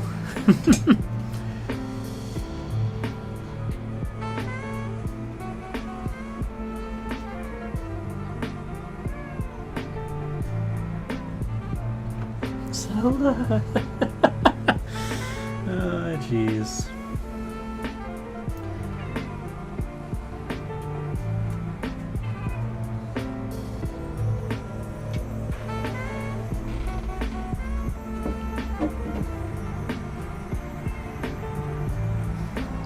Ask me anything, math, and you got it. Ah, man, I am garbage at math.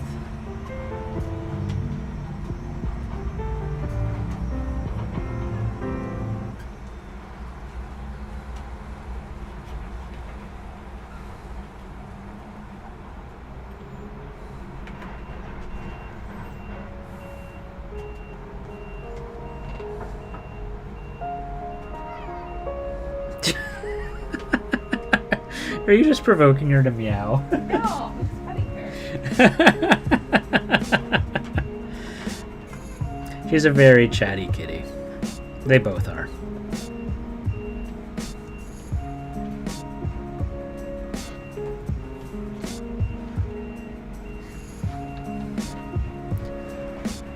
Cat. Yep, there we go. There we go. That is the Zelda that you guys hear. The one that Valley Dweller just shared.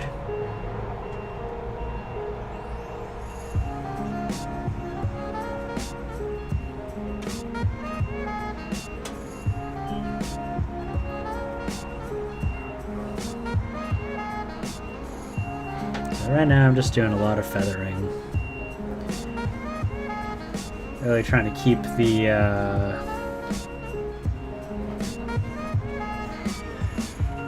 keep this from turning too pale or too smudged or anything.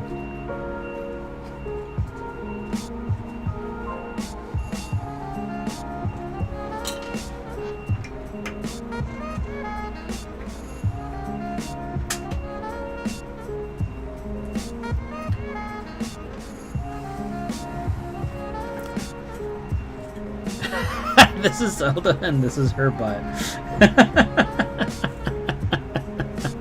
It's a good clip. It's a really good clip. An actual pie.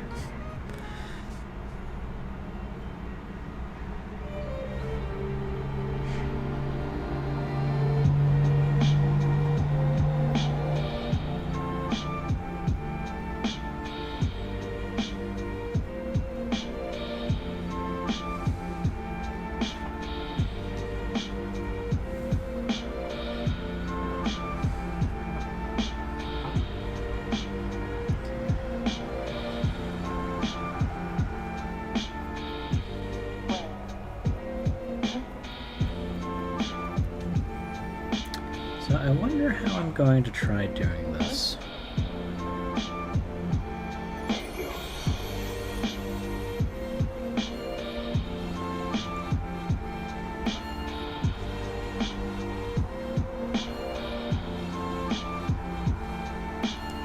If any of you guys think I know what I'm doing, you're giving me far too much credit. Right, Zelda? Yeah.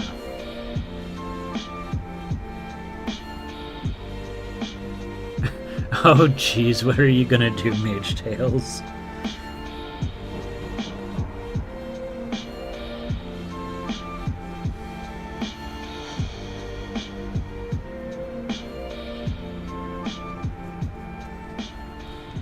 Pie is greater than cake. No, I'm on that side.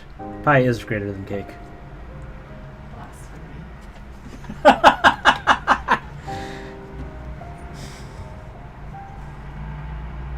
I stand on that.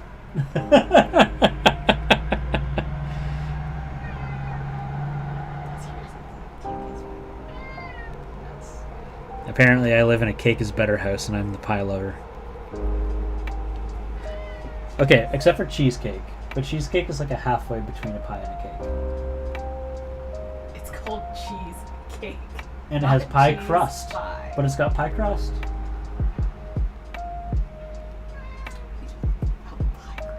The crust on the bottom. It's like a pie crust.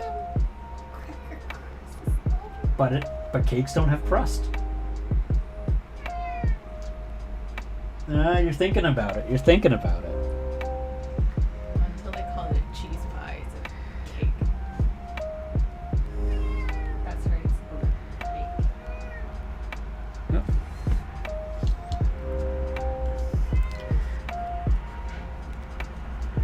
Yeah, exactly, Warlock's Quill. It's baked like a pie. Ah! Zelda is on the run.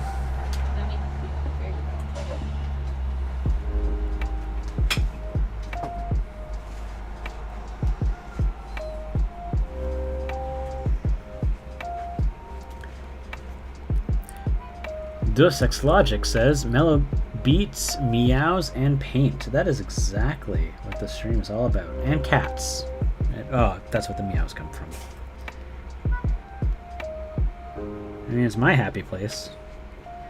Even if this mini makes some people unhappy.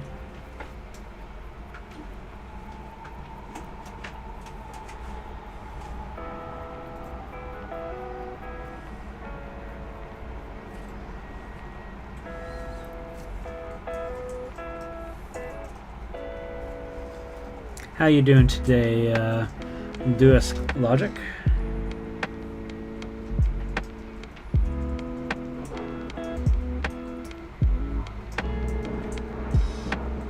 Oh, there's a spot I missed. I need to fix that up. Which paint was that? I don't know what paint that is anymore.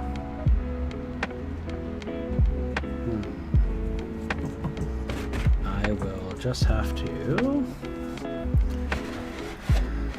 Let's see here. NHL, 2 basic rules to baking. 1, 350 Fahrenheit for 20 minutes should do it. No such thing as too much cheese. Not baking, cooking. My bad. I found my home.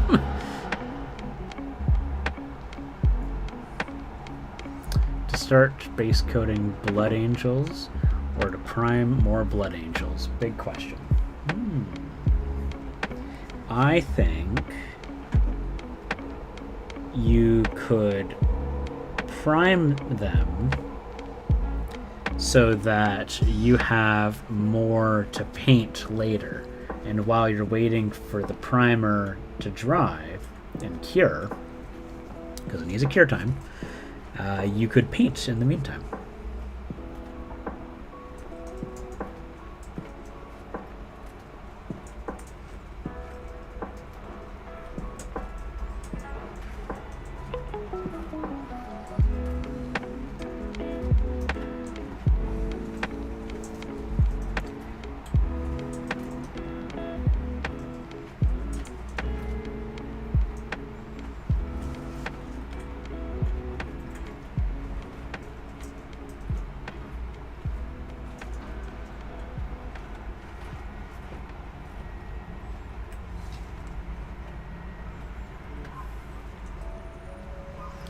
Prime over Blood Angels. Yeah. Never had a Jaffa cake. Jaffa cakes are delicious. Jaffa cakes, I can concur too. Those are absolutely delicious. But I mean, like, you put stuffing in anything, pretty good. I mean, what are donuts, right? Donuts are deep fried cakes. Sometimes with a jelly, stuffing. So, I like donuts. I like donuts more than I like cake, but I guess it is part of the cake family, so... I'll give that 1 point to cakes.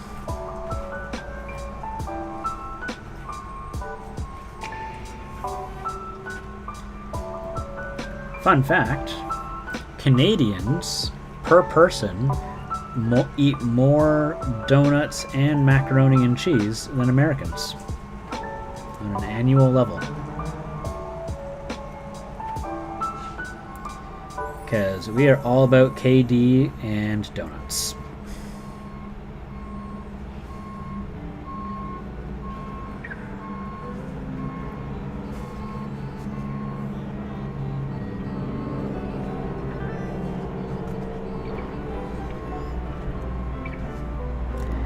I have always, admittedly, I have always been confused by why Americans call pizzas pies.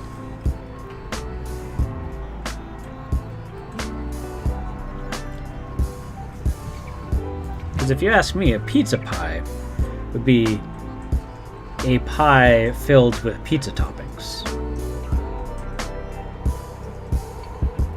Which is not what a Chicago pizza pie is. Right? Is a hot dog a sandwich? I think I would consider a hot dog as a type of sandwich. Because, I mean, a sub has a similar bun, just larger, right? I mean, people consider burgers a type of sandwich.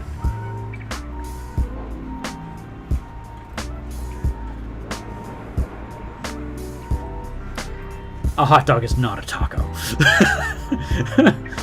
No. Warlock's Quill, no. I refuse. A taco is definitely not a sandwich.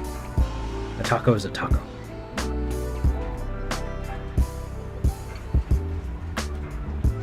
But a sub slit on the side, a hot dog slit on the top. I have to think about that. No. Hot dogs, I don't know if it's different over in Quebec, but over here, the hot dogs are slit on the side. I actually used to work at a hot dog restaurant. And we had to cut our own buns.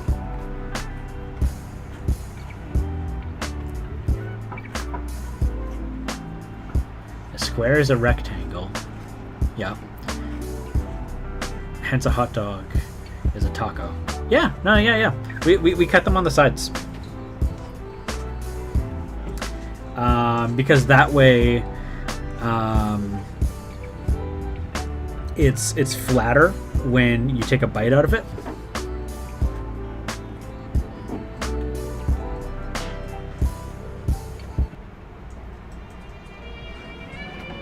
I think I've blown Warlock's Quill's mind.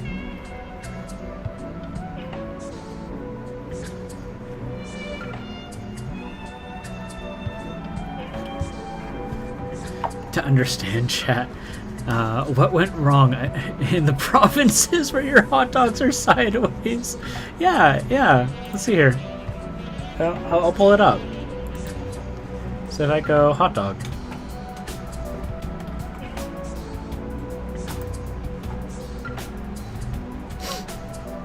Let's see here. And then I'll go...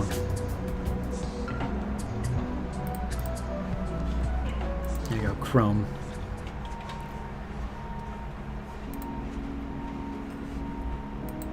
So, Yeah, Mage Tails. Give me a second. Let me just make sure that you're in the regulars. Regulars, add Mage Tails.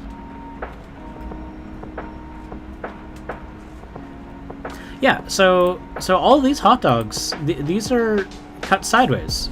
The round top on the part is the top of the bun, and the other part is the bottom. Because you can see that's the flat part where it was sitting on when it was baking. So, like, if you look at... I can't speak for these. These look like... yeah, this one's sideways too. Yeah. And you see where the sesame bun is on it? No. I mean, it's sitting sideways. Let's see here. Boop, boop, boop, boop, boop, boop, boop. I'm trying to find an example. Yeah, here we go. So you see how that's sitting? That flat part is the bottom of the pan. So the top part is that way. It's the same way as a sub sandwich. Sub sandwich.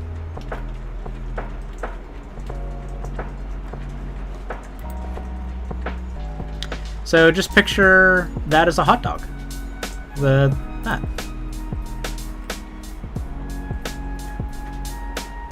Yeah.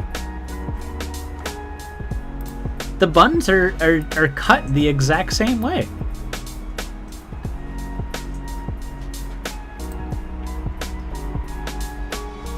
Reject hot dog, return to taco. Yeah. And here we can see that flat part.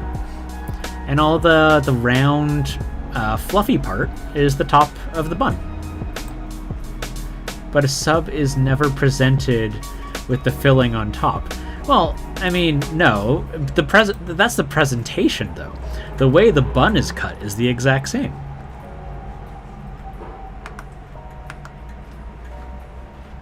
Rascals.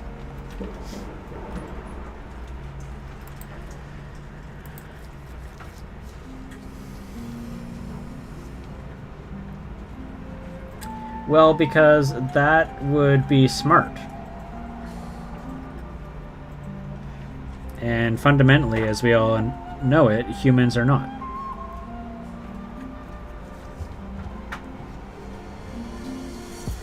I can concede that a hot dog is not a taco, but I refuse to eat it on the side. I'm not saying you eat it on the side. I was just talking about the way that the bun is cut. Because if this is a bun and this is the top of the bun, I would cut the side and then flip it, and then I would put the fillings in. If you look at how they make your sub in Subway, they flip it on the sides when they're putting the filling in, and then afterwards they return it back to normal. Aesthetics. Yeah, it's aesthetics. That's all it is. You silly Billy. That's too much paint. There we go. Mind you, aesthetics is kind of your thing. From my understanding of your line of work, so... I get it. I totally get it.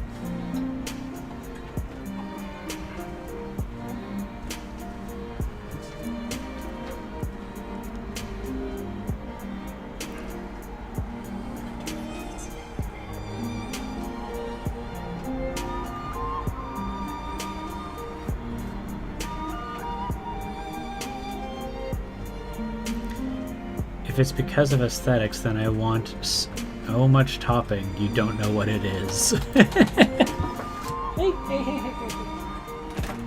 There we go. You know what? That is the true key. What you could do...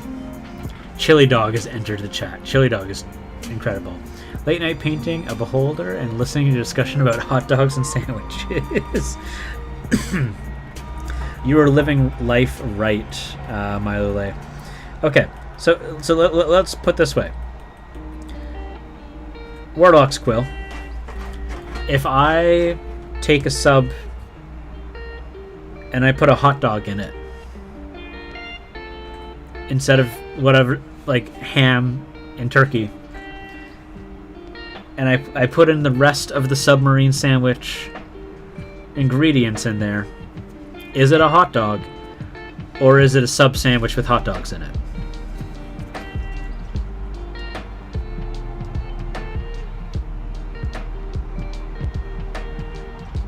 Is it a hot dog with a really big bun?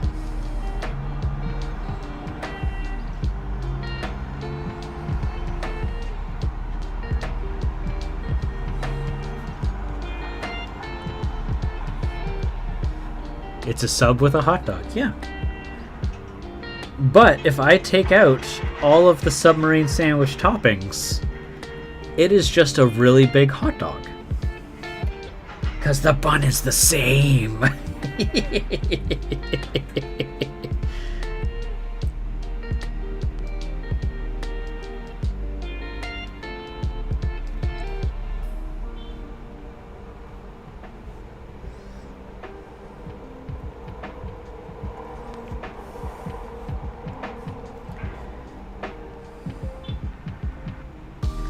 All right. I've got another question from you. This one comes from Starry Night's chat. If I take 2 lasagnas and I stack them on top of each other, how many lasagnas do I have? Do I have 1 lasagna or do I have 2 lasagnas?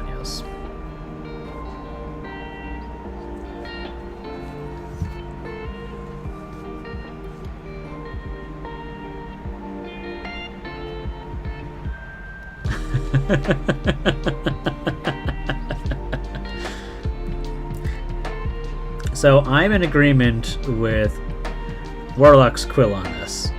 It is 1 lasagna. However, there's a lot of things to take into consideration. For example, if they are baked separately, then there's crispy top and sides. And when you have your 2 lasagnas stacked on top of each other, thus making 1 lasagna, they have a texture difference. But if you assemble them, don't bake them, and then stack them on top of each other and then bake them, you arguably have 1 consistent texture and 1 lasagna.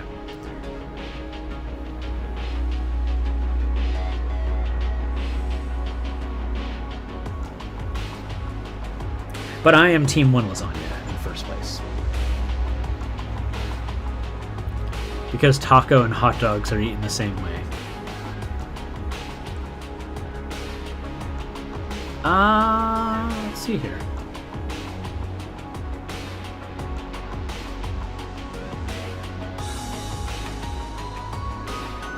So I think the reason that we eat the hot dog sideways. I think that has to do with the fact that the bun is not cut all the way through. Because if it was cut all the way through and you assembled it like it was a sub sandwich by, fully splitting it and then putting the toppings inside rather than on top of the meat, which has low surface tension, I think we would eat it right side up.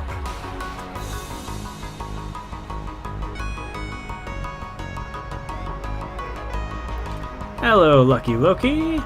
It's no lasagna for me. Gus the gluten. Oof, that's rough. Do you have celiacs there, Mage Tales? I mean, you don't have to answer that question. That's a very personal question.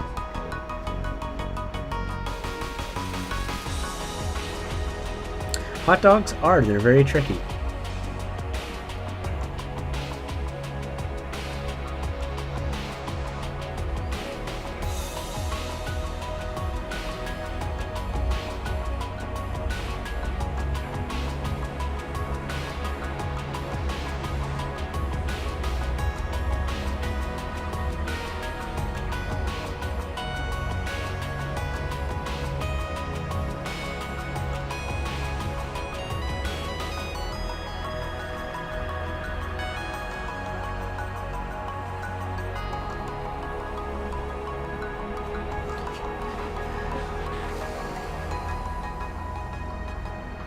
Because after you eat it, I like that.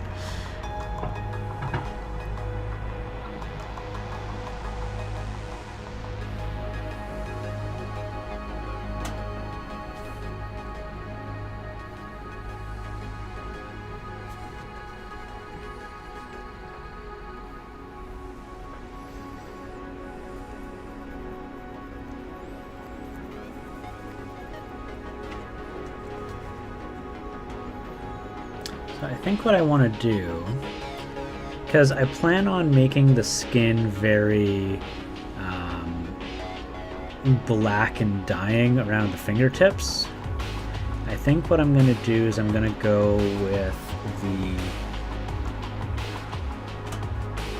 keep doing the highlights on these.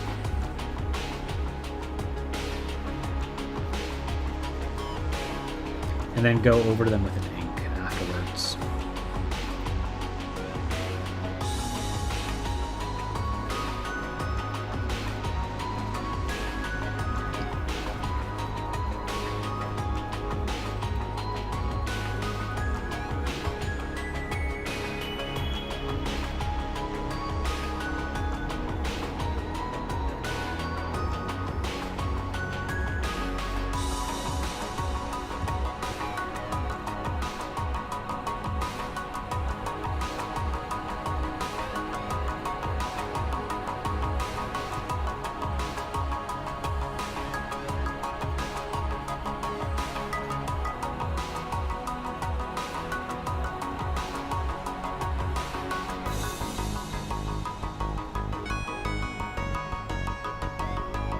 Stay strong, you can do it.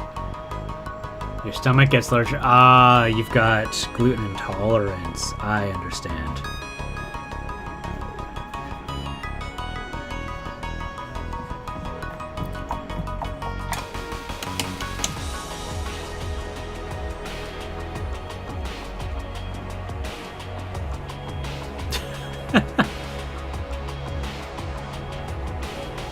Funny enough, because I don't eat breads and pasta, I have to drink soda because my sugars go way too low.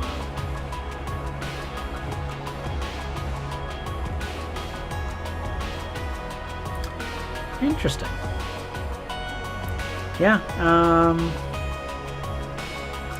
well, how do you deal with potato? Because potato is a great alternative source for carbohydrates.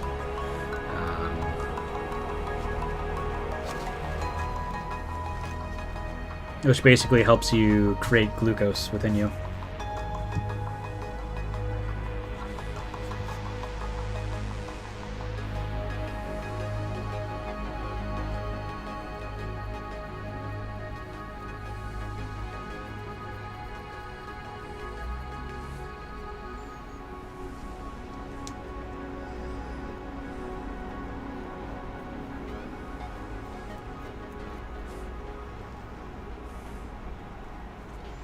Oh, I love Beaver Buzz. It's a Canadian energy drink. It's great.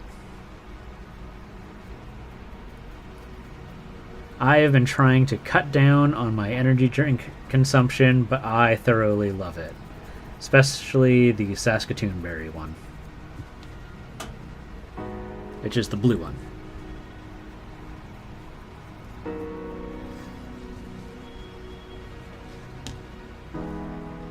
So sweet, so caffeinated.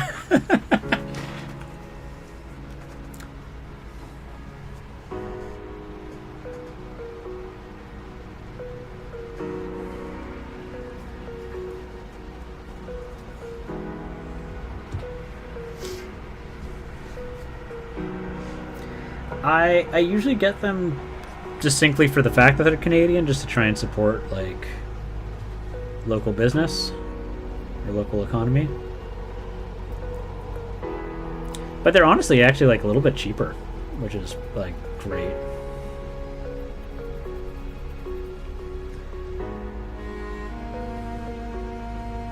Why sleep when you can urge? Making me feel sick. I don't think you can handle taurine. That's totally fair. That's super fair.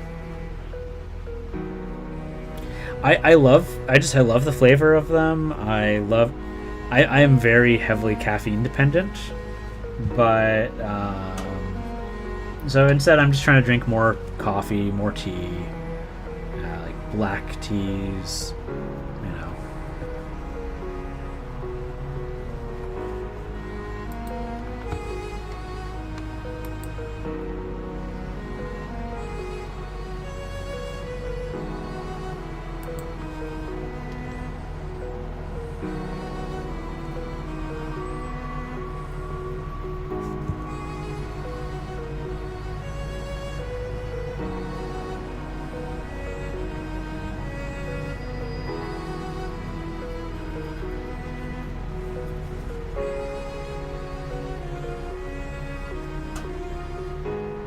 The original, the black one, yeah.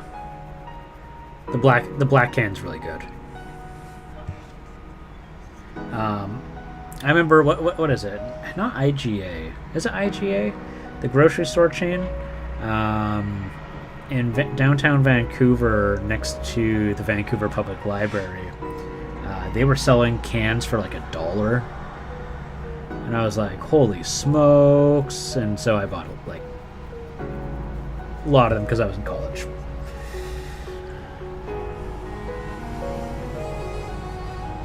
Well, it's not necessarily supposed to make you hyper. It's just it makes your... So I can go into the chemical breakdown of what caffeine does. So it's actually a paralytic. So that's why when people have too much of it, their hands get shaky. It's actually a natural pesticide that plants developed to kill bugs that try to eat them. But what it does do is it is a psychostimulant. So it makes your brain more alert and more active.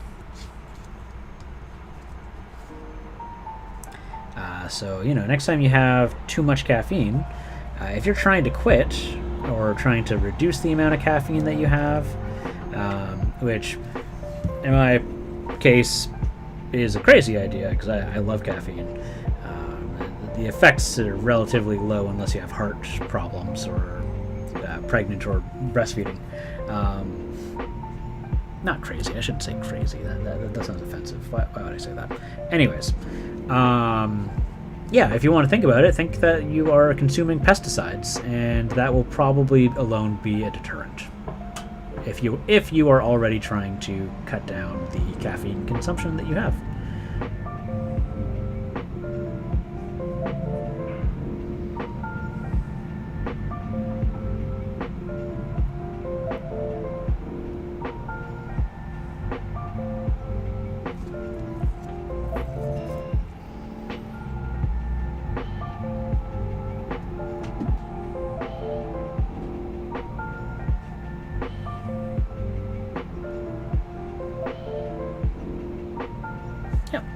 Yeah, it helps people focus because it is it's literally speeding up the processing of your brain.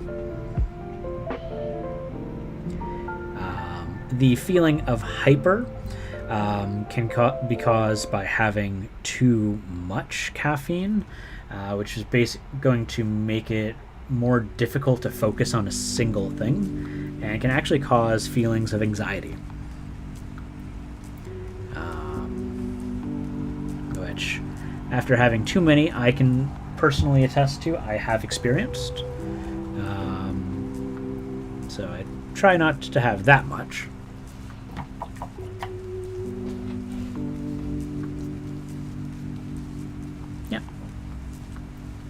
Yeah, caffeine it can be hard on the heart.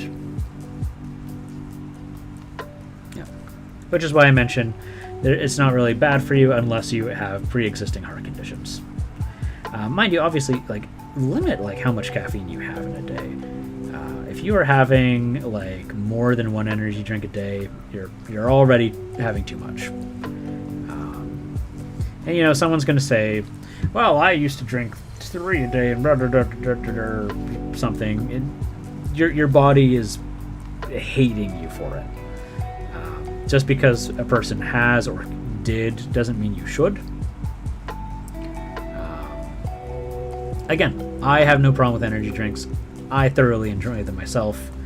You know, it's just recognize what your body accepts as good is all I wanted to say.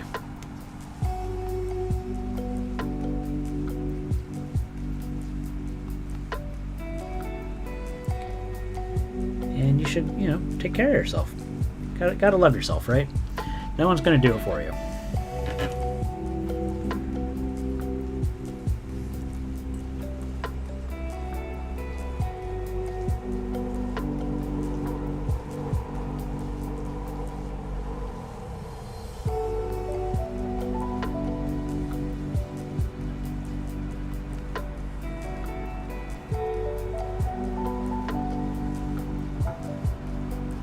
I don't know a whole lot about taurine.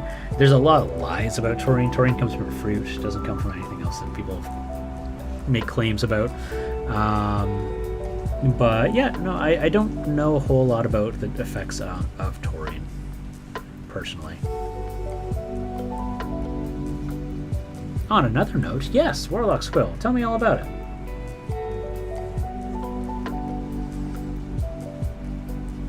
Tell me your thing.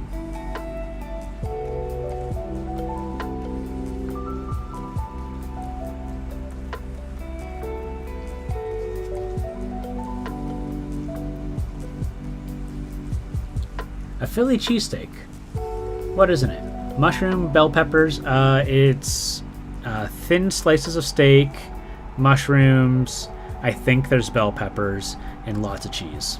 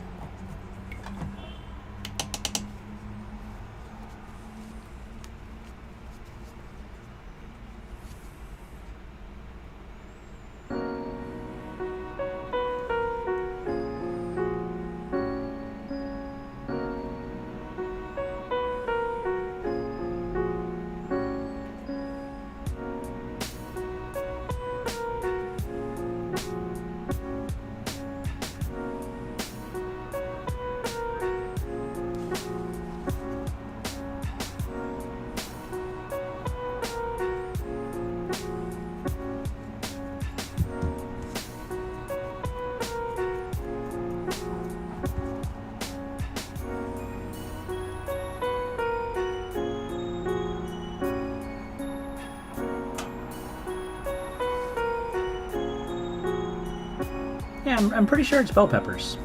Although jalapenos would go just as good.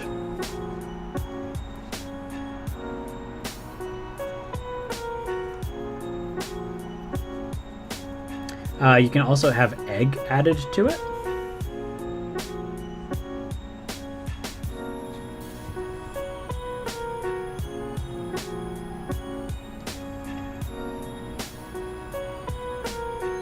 I like adding egg to a lot of things.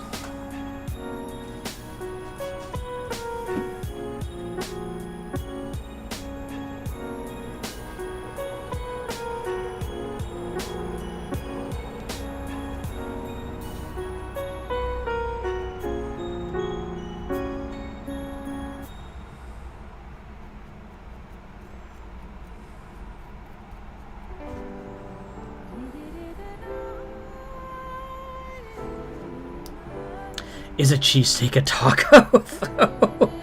Cheesesteak is much closer to a submarine sandwich than a taco. I wouldn't call it a taco.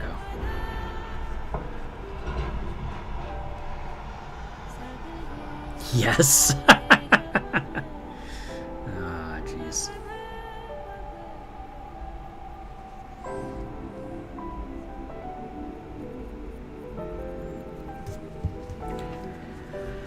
Alright, let's see here.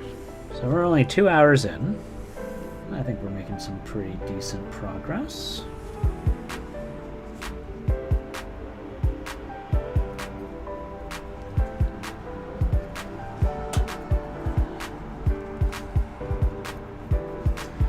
I mean, you could put all the ingredients in a Philly cheesesteak into a taco and it would be delicious.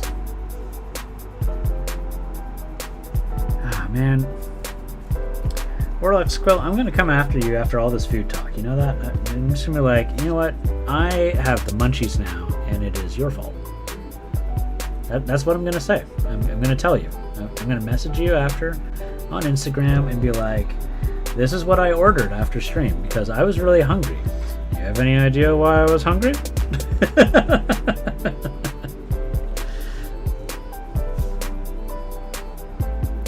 It's Sugi in the best of sense. Mortal Kombat movie just came out. Mortal Kombat is delicious.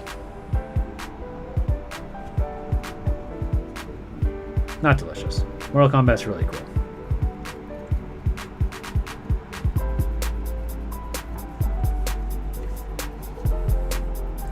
Now, will I see that movie? Probably.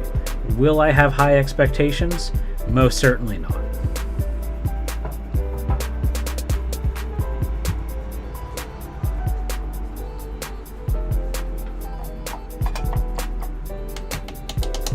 So ugly. Isn't she? She's beautiful. She's so pretty. Alright, you know what? I think I'm going to... Oh, that was a nice crack. No. No to both of you. No. I'm gonna...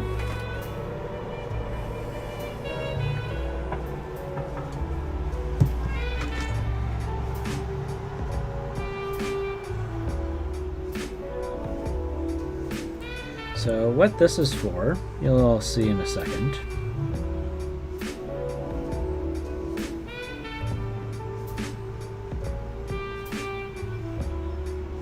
So we got all these entrails, right?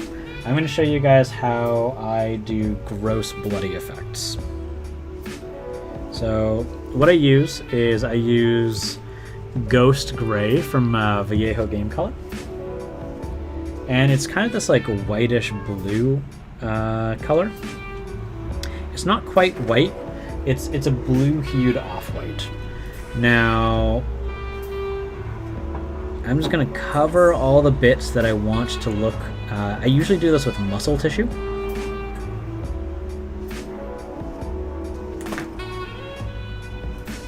But it should work really well here too.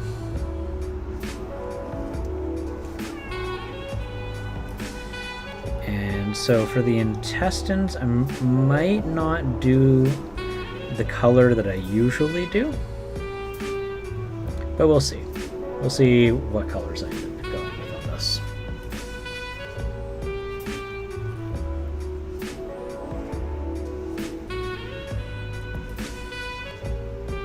I mean, Kylie could never. So cute. Hair on fleek. Warlock Squill, are you calling her Kylie? We can call her Kylie if you want. From now on, this is Kylie. Outfit killing it.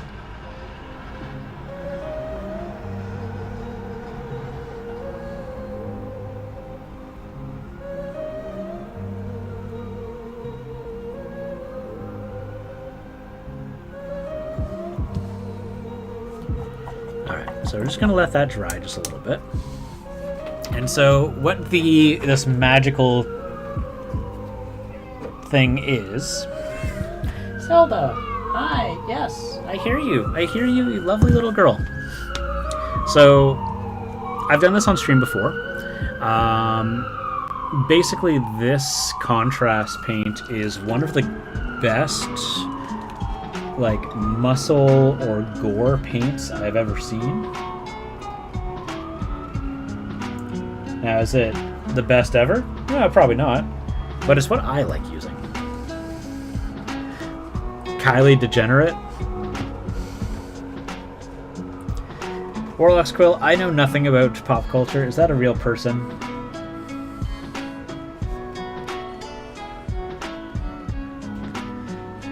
Or are you saying degenerate as in she's literally deteriorating in front of our eyes?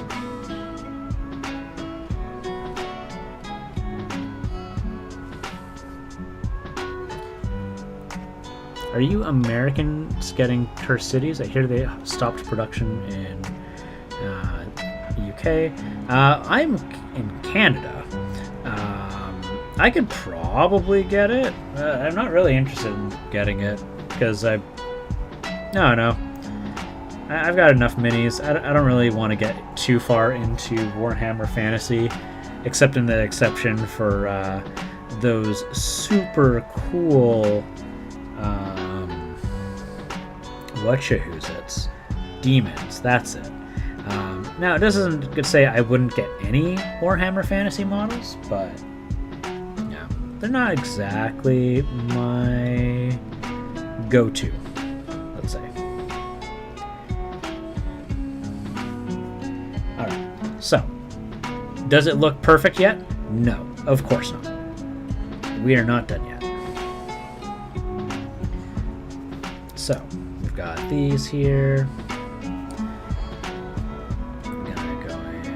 There, and there, and there.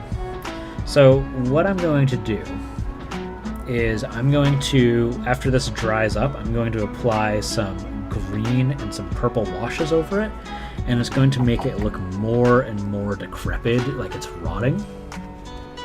She's one of the Kardashians. The younger one, I think. Oh, is she? I don't know.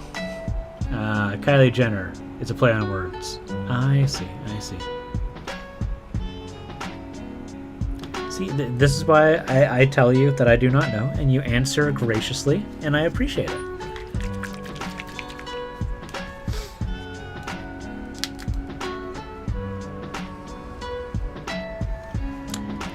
So I did a crazy study in college for one of my classes. All I said it was gender, favorite game, and that's it. Out of 5,000 people, women outnumbered men in liking Mortal Kombat 5 to 1. It was a bit shocking. Oh, that's cool. Mortal Kombat, Soul Calibur, and Assassin's Creed. I love Soul Calibur so much. I was not a fan of the most recent one, though.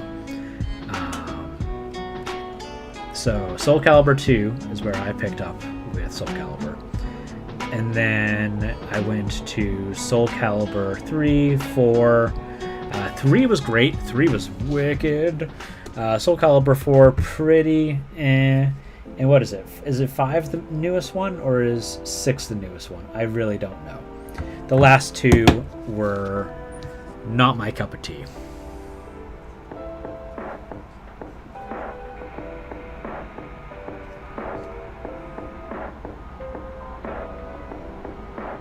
It just felt like it was lacking. Like, sure, the character creator, awesome. But everything else was, like, very eh. It's silly to say, but the one-player campaign that they had in Soul Calibur 3 was one of the greatest one-player campaigns in a fighting game I have ever fought. It was a campaign where you were like going and taking over areas and stuff. I gotta knock that wire. No, there was super cool stuff to it.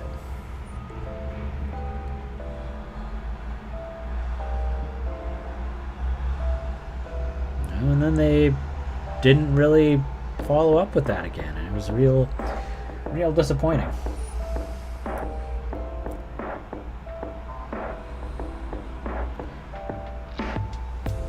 They were very powerful characters. What was her name? Was it Talum? The girl who had the what is that weapon called? The Tonfa. She was awesome. I really loved playing as, who was it?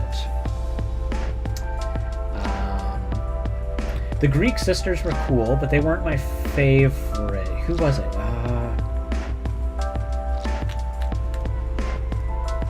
Xianghua. I really liked Xianghua.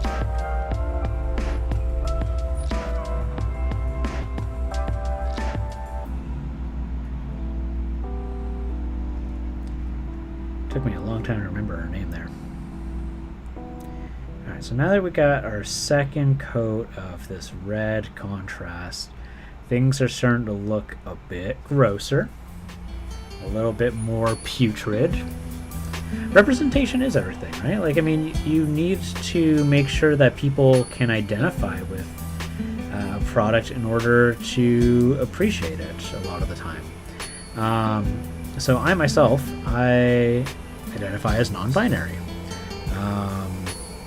And I was listening to the 40k book Brutal Cunnin, which was a book of orcs versus Adeptus Mechanicus, and one of the characters on the Adeptus Mechanicus side was non-binary. The author only referred to them as them, they, and so forth, and it took me a while to pick up on that.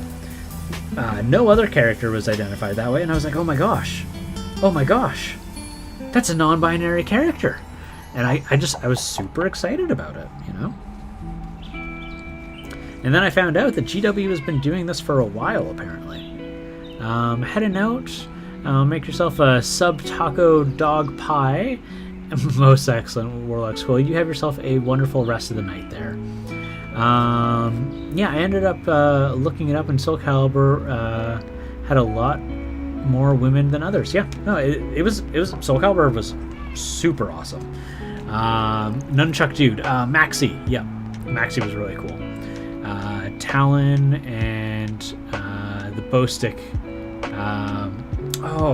Was it Keelik? Was Keelik his name? I think it was Keelik. Whoa, jeez, I squirted paint everywhere. Gannon, you didn't get any on you, did you? No, okay, you didn't. Good, I need to clean that up. Give me one sec, guys. No. Guys.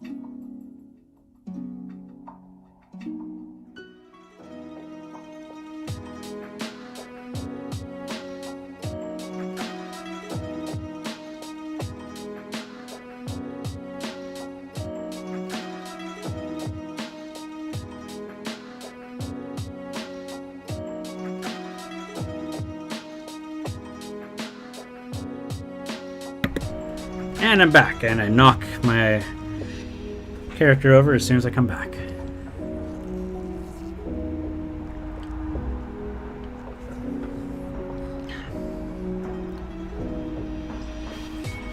I am in full agreement there, Vivid Minis.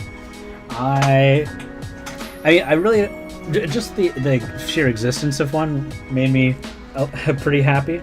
Obviously, it could always use a little bit more, but it was a pleasant surprise to see Games Workshop do that at all. Considering, 40k is a universe where the good guys, so to speak, quote unquote, are overall kind of fascist. Yeah, I think a lot of people overlook that. But yeah, no. Making a game with one of the big things in my college game class was doing instruction booklets to say them, they, us, because the description are not including all. Yes, oh my goodness. So it is absurd to see just how many like modern game instructions and manuals and stuff end up still using he, like, exclusively. Like, just this idea that only guys are going to play the games.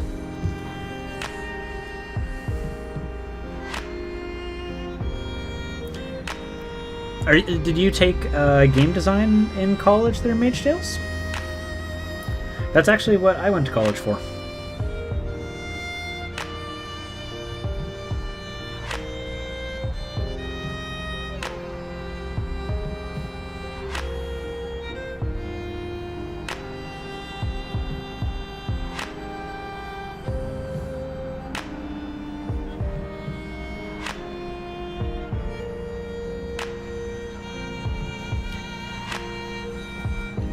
Graphic design, but you took a lot of classes in game design. That's cool. That's really cool. Alright, I was just doing this one, so now it's time to go up even higher. But we're going to go less on everything here. I'm going to try and focus on just highlight areas. And AdMech was because they see the body as a vessel and not as the person within. That is very cool. I didn't know that about Adeptus Mechanicus.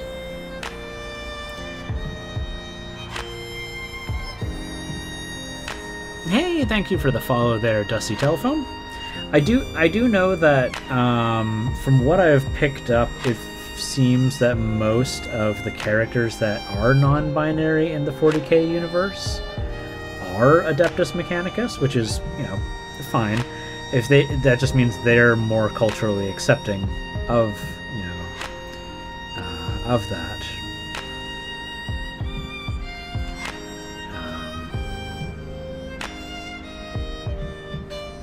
They're certainly a fascinating faction. They were not a faction when I played originally, back 10 or so years ago. So to me, they're a new faction entirely. It's back when I played, what was it? The Gene Stealer cult was a army that you talked about that used to exist and didn't exist anymore.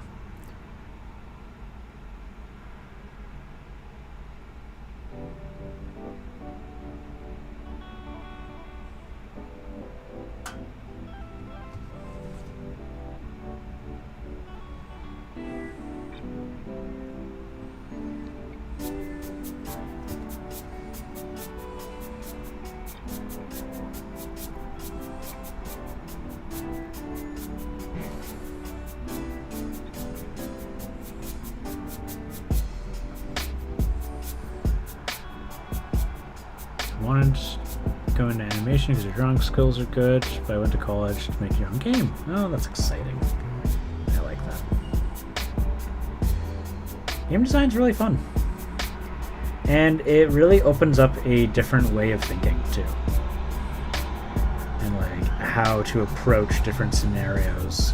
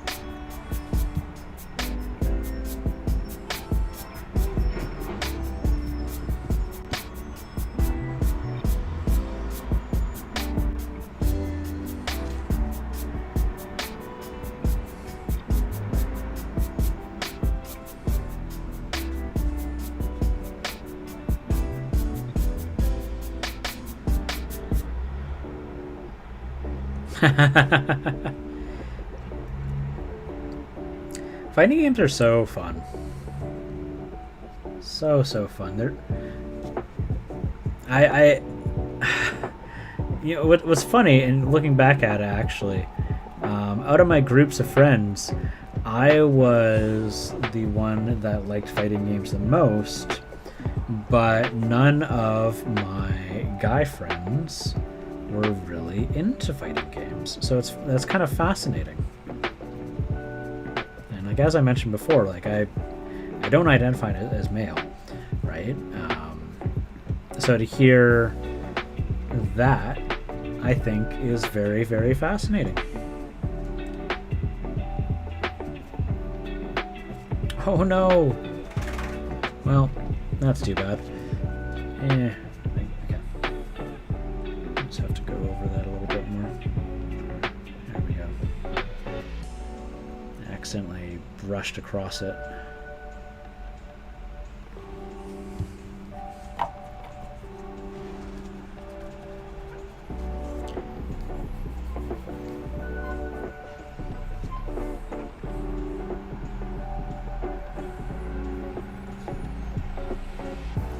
Well, so for myself, like one of the things I kind of enjoyed about fighting games was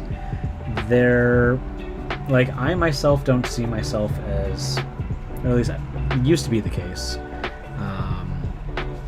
like physically capable.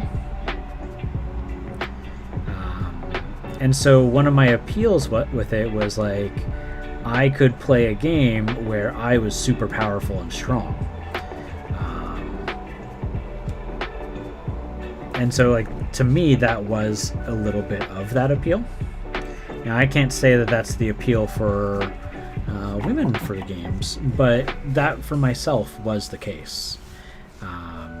You know, and that there's, like, in fighting games, it's about understanding combos, right? Like, it's a pattern thing. Being able to visually see and predict, you know, what your adversary is going to do. It's not just a matter of like going and killing everything. There's actually, you know, other parts of your brain that you're using when you're playing a fighting game.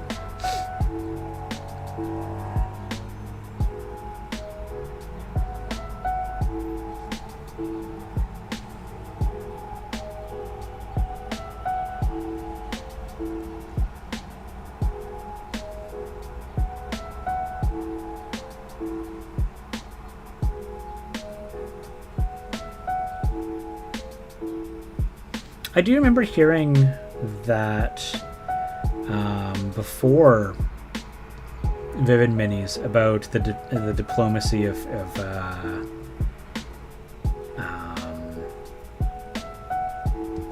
basically conflict or like fighting, and basically the theory that was what women see fighting as. I don't know how true it reigns, but I have heard that before, and I think it was either in my game design classes or in one of my psychology classes.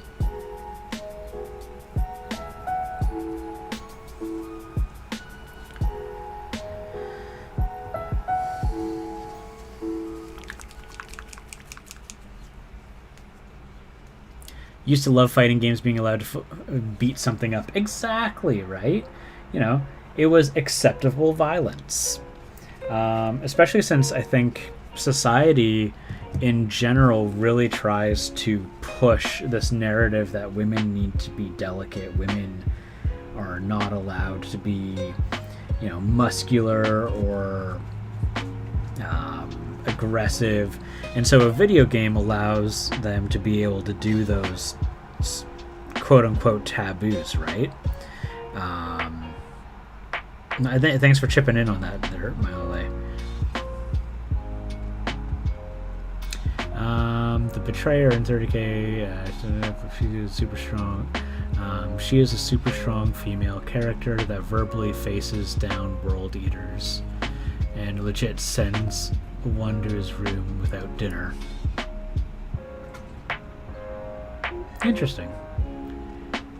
May also have more 4X games like Twilight Imperium, Civilization, and others like it. Agron hears about, he laughs, and then he applauds her for the strength of character. Interesting. That's really cool, Loki.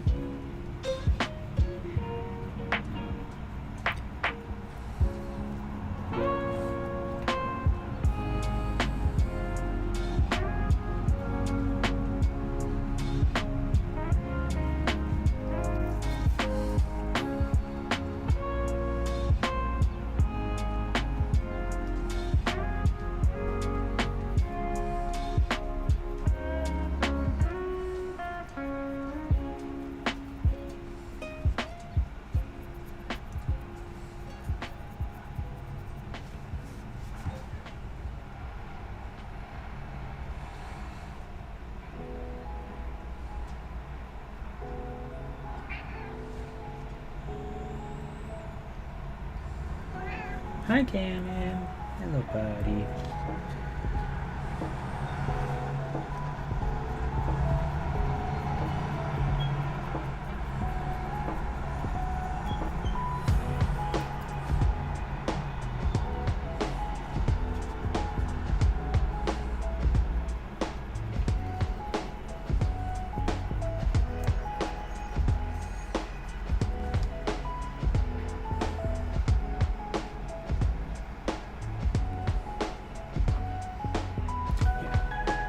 Funny how we've gone from Star Wars to food to gender so quickly.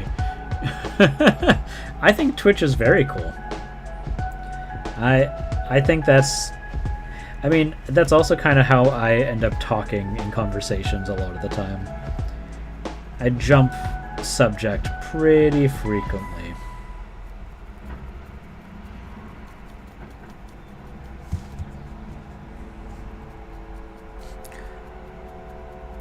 That's why I usually refer to myself as, or my squirrel brain.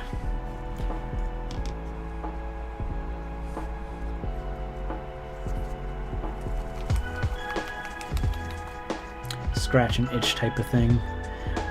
Which goes from one thing, we play games of things that the opposite to us. Well, the opposite to us, what games that we feel like we might not be able to achieve in reality.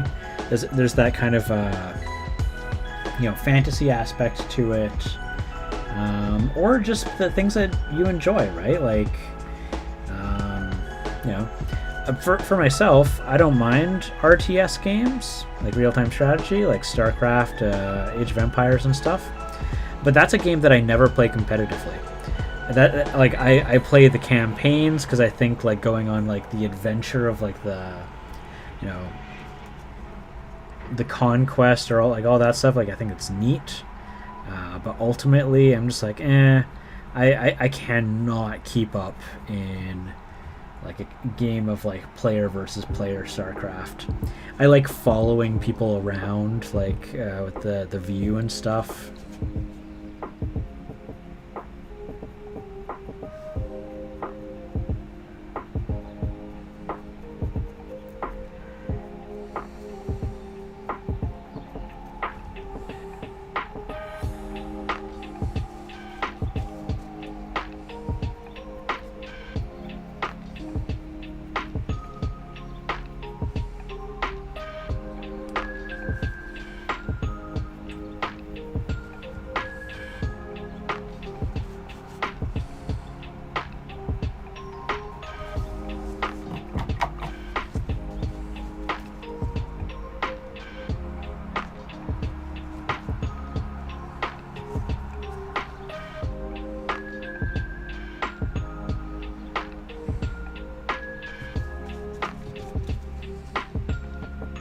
Ugh, it's too wet.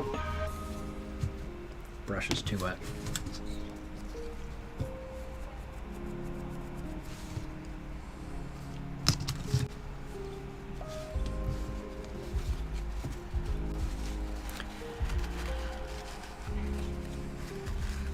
I love StarCraft, but only PvE. Yeah, like I could do like a co-op. Like if there was a co-op StarCraft game, like a campaign where it was like I'll play co-op of like I used to do Age of Empires 2 co-op with me, my roommate versus like bots. Like I really enjoyed that. Like yeah, let's kill all the bots and then we can fight against each other. Like I would do stuff like that. I am just not good enough at StarCraft otherwise. Oh, Outsider Miniatures, how's it going, buddy? How's it going? We are just making ourselves the Stitched Abomination. This is actually, oh, thank you for the follow there, Oifhazen. Geeky Taniki, hello Geeky Taniki. Yeah, this is the model that, their names are Barthels. Is it Lance? Lance? That Lance and his partner sent off to me. Aren't I racing you on this one? Were you? I don't know. If it's of any interest, I started painting this today on stream, so I'm only 2 hours and 53 minutes on it. I have no idea, man. I got really excited. I really like this model. It's full of so much grossness. And how are you doing, Geeky Taniki? Did you get your miniature yet? What? Brain's farting. Clavicus received his. And both of you guys are in the States, so you should be receiving it soonish. Extreme competitive as a person brings in the worst in me. Whatever game. Yeah, I can't. You got the dwarves today! Excellent! Reminds me so much of Bloodborne. Anyone else from Soft Games? Yeah, this could totally be a Bloodborne monster. Yeah, no. I used to be really competitive with like games and stuff, but it brought it like you said, it kind of brought out the worst in me. So I've tried to take a step back from that. Like I do play to win, but like I've made sure that I can still have fun if I'm not winning, and that's really important.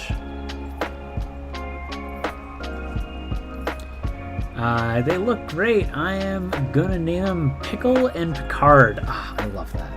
I love that you're naming them. They're such fun models to paint. You're gonna have a blast with them. Put the state of my Stitched Abomination in the whip. Oh, were you painting it today, man? Were you painting it today? I have to take a look at this. You were painting it today. Oh, man. Yours looks so good. No, a week ago. And here you're giving me a hard time about... Oh, it sounded like you were giving me a hard time. Like, hey, weren't we going to race on this one? Oh, yeah, I started a week ago. You rascal.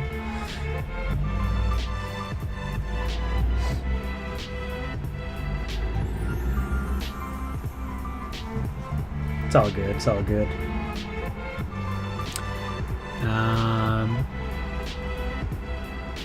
It's good to have a conversation with your friends about that kind of thing. I name all of my minis most excellent.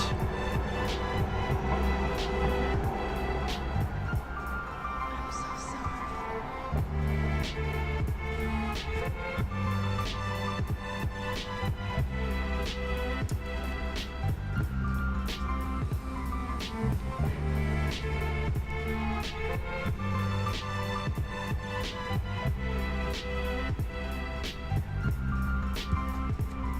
Yeah, one of my best friends gets really competitive.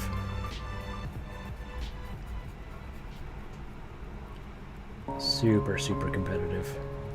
But like he's an athlete. So like a competitive athlete. So he kind of has to be like that. So we just try to be like, "Hey man, You know, it's cool, but maybe don't bring that to the table.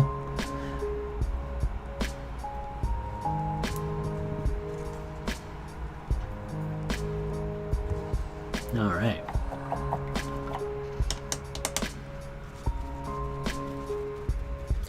All right, so I got the overall skin about ready. Let's start deepening some of that contrast again. So we're gonna just use this. It's kind of like an ink. It seems to behave like an ink, so I'm gonna keep calling it an ink. It's got transparency. Just keep going with that contrast there.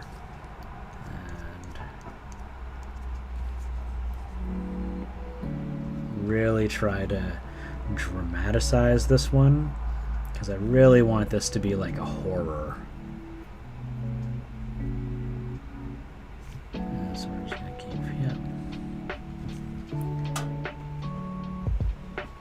It's okay to use your finger. You gotta use your finger sometimes.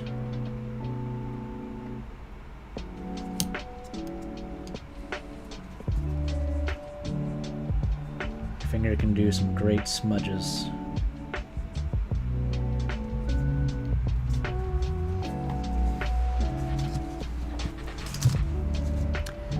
Whoop.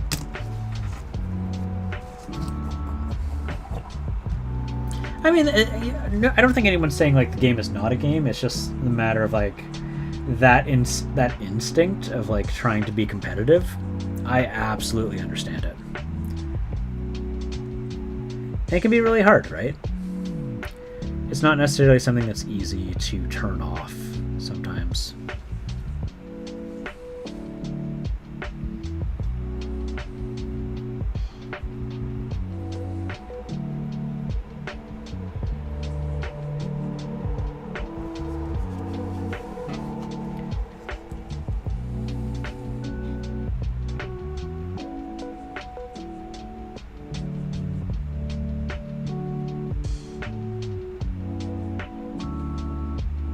Couch games are my favorite. Yep.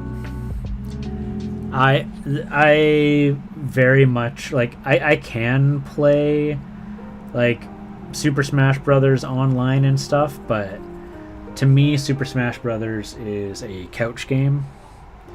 And so I mostly like, don't get me wrong, I've cracked it open and I've played it with my friends online with the pandemic because that's our only option. But I love like that live multiplayer.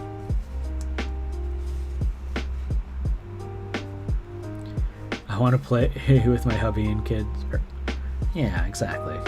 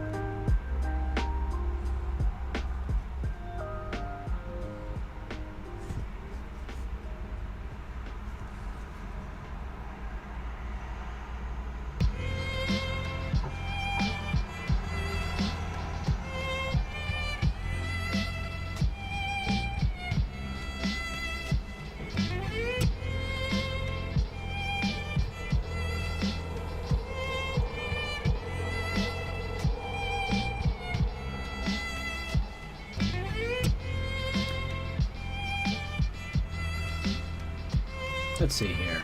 Give me a second. As we do, turn one destroy with this Geo. We gave all the cool stuff to Blood Angels and oh jeez, yeah. Mario Kart and wine. The only way you drink and drive. That's clever. I like that. I like that a lot. Geeky Taniki. Yeah. No. What is it? One of my favorite ways of doing a drinking game was actually Super Mario World. So, Super Mario 3D World on the Wii U. Me and some roommates, we all had a party, got together, and had a couple drinks, and responsibly, of course, and played some Mario. And the rules were, if you die, you take a drink. If you were killed by... what was it? If you had the crown stolen from you, you had to take a drink. And because that one had a mechanic with a crown, where the person who got the most points in the last level had a crown. If you finished the level with wearing the crown, it was worth some extra points. And it was all friendly and made for a really good drinking game. So in terms of Geeky Taniki, if you are interested in war games like that, one that I would actually recommend, not Warhammer, I recommend checking out One Page Rules. So it's a fan-made game. The factions are basically made in a way that it's intended to simulate Warhammer, but it is with you can use any models you want. They're not producing models; they just produce STL files. So you can get those for off their site. That's one of their income methods. But basically, no faction is made overly superior than another. They actually try to balance the game. Now, obviously, there might be dominant strategies. It's just a group of friends. So, there's only so much that they can do in terms of game balancing. But I totally recommend checking them out. It's what I end up using my Warhammer figures for.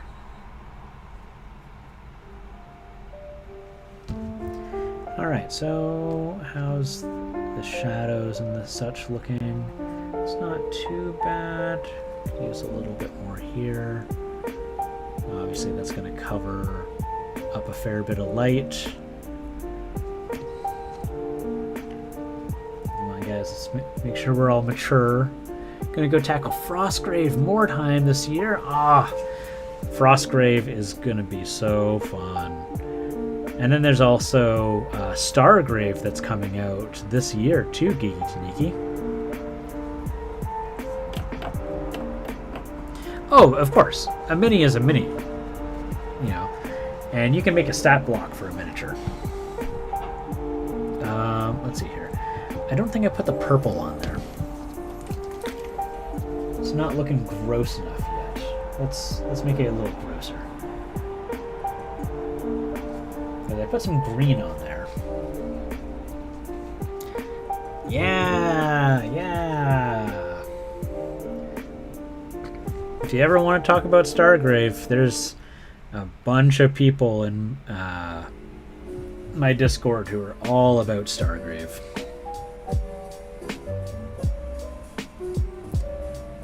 There we go. The purple is going to add a little bit of that aged, decomposed look there. And I feel like this is all still too light.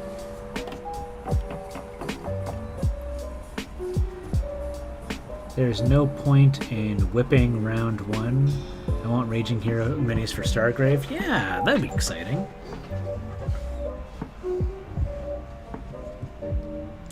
Alright, so we got that there, we've got that. You know, let's at least do a base coat on this, make that look a little bit more... The look of the primer obviously makes things look a little bit more incomplete.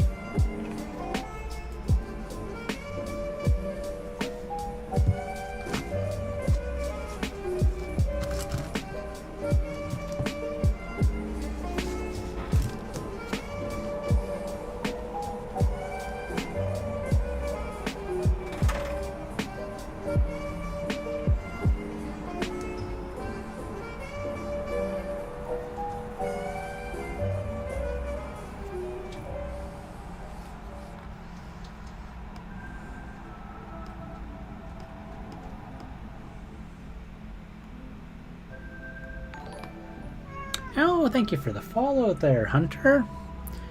Nice to see you, nice to see you. We're just working on this Archvillain Games stitched Abomination. We're just doing up the base coat for her loincloth here.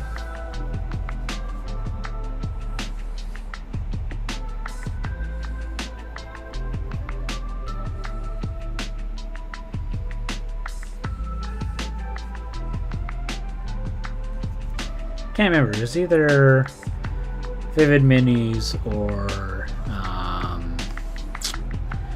Mage Tales. One of them was saying that they're not really there for the meta, and they get bogged down by the meta, which I am absolutely on the same page with.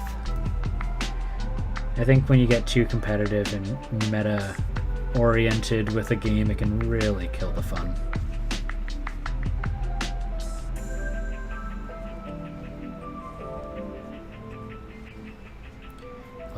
A lot of the time, I just want to play the game, you know, for like my miniature war games. I want to get the model because it looks cool, and if there's a model that looks, you know, not that exciting, but there's a way of making it cool or something like that, I'm always down for that.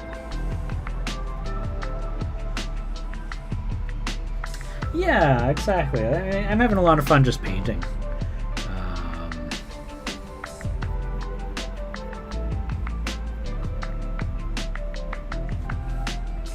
There's another guy on Twitch, The Joy of Painting. He's got a super chill stream. It's usually pretty late at night for me. But, you know, just the name, The Joy of Painting. Right there, it encompasses so much.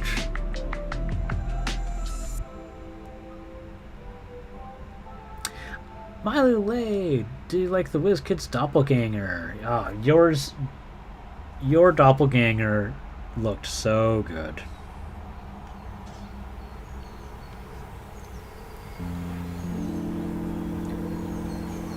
Yeah, Geeky Sneaky, sometimes, I'm not gonna lie, sometimes I'll just look at the minis that I have and I'm like, what kind of combat encounter can I do with these?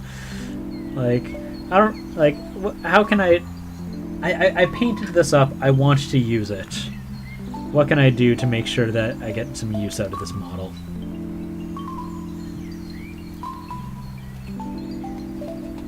Played D&D, we never used minis at all. In some ways I missed that, but I love painting them, so it's a fair trade. Yeah, you know, Theater of the Mind is great. I like the visual, like, this is where I am standing, what is nearby me, like those kind of things. So, like, we end up using that just because, like, that's me. That's on me as the DM. And some of them really love it. Some of them are like, yeah, we can do with or without. But for myself, I love that factor. But that means there's a lot of work on me, and it's like, well, what minis do I have? What minis do I plan on using? Da-da-da-da-da-da-da. How am I going to store all of these minis?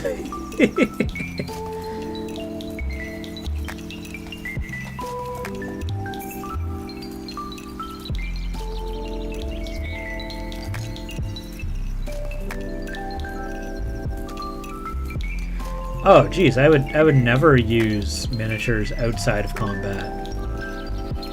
Just for walking around? Goodness, no. That sounds like crazy talk. Crazy.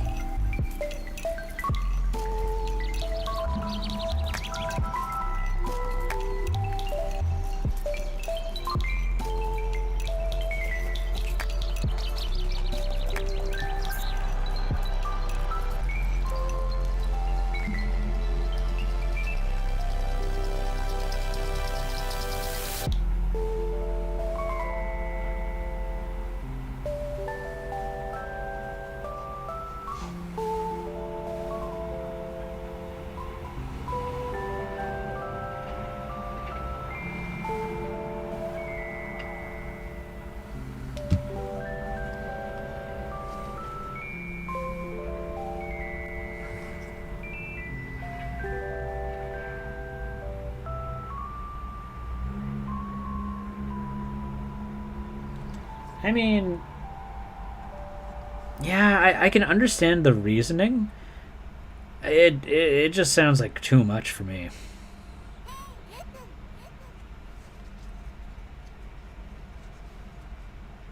Personally speaking.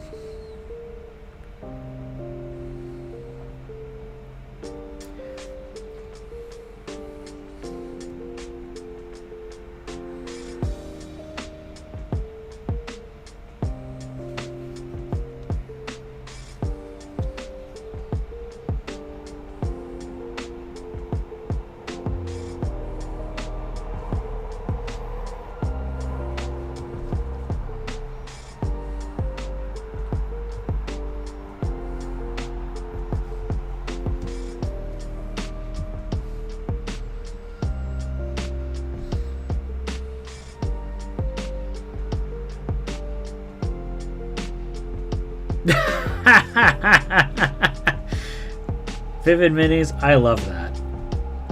I was actually thinking about that. I was like if I was to like play a game on like tabletop, like a war game, like what could I proxy this as? And I was like, this could totally be like just a second Nurgle Demon Prince. The size is about right. And once I get done with all those pustules and stuff, ooh baby, it's gonna be good.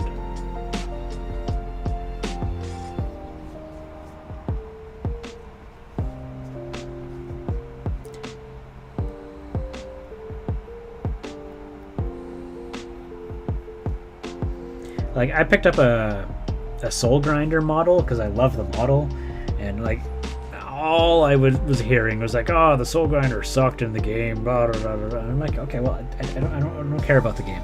The model looks beautiful, and so I'm painting it.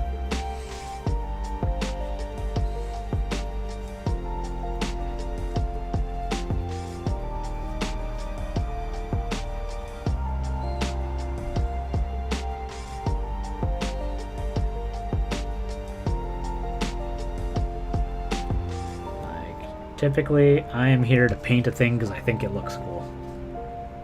I am not here for game meta. I just love painting. And I happen to then later on use the model in painting. Or in a game. Whether or not the game is a war game or an RPG, it don't matter. Oh, suds. Where's all those bubbles coming from?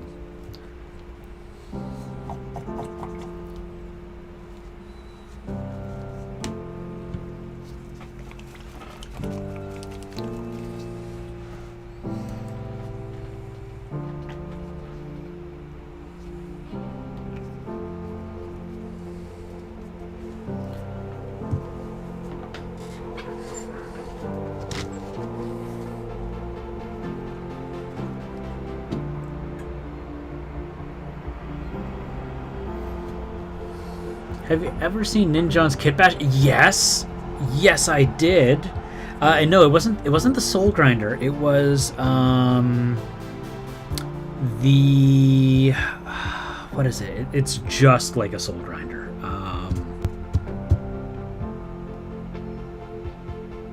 I know which one you're talking about. I was just talking with Colin Paints Minis about it the other day. It's like not the Havocer, the Minister. No. Hi, Stomp. Defiler. Thank you. Yes. How are you doing, Stompy? Is it Stompy? Can I call you Stompy? I think it's too late. I think you are officially Stompy now. I am just painting this monstrosity. And I am having a blast while I do it. But yeah, no, I love how it opened it up, Vivid Minis, about like just him just laughing at it. It's such a derpy model. It is such a silly looking model. His conversion just looks so much better. And I love that he did a video, basically, not just like the fact that he did convert it, but like, this is how I did it. These are the things I considered in it. Dry fitting is your best friend. And like, you know, basically to talk through his mental steps for people who maybe are... I keep going out of camera. I'm very sorry, guys. You know, for people who maybe are intimidated by kit bashing or, you know, stuff like that. But it is so good. And yeah, I think the Defiler is just a rubbish model. It's so silly looking with his teeny tiny head. Oh, yeah, no. The number of kits that he was using, oof. I suspect those are kits he already had and he just added up the number.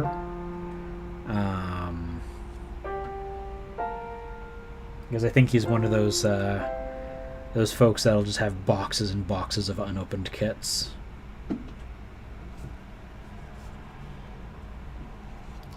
But yeah, see, the number thing that you just gave out there, right? That's one of the reasons why I try to share so many different miniature companies with people, is because GW is expensive. So, you know, I try to let people know, hey, this other company exists and you can buy 20 dwarves for $30. And people are like, what? You know, it doesn't have to be that expensive.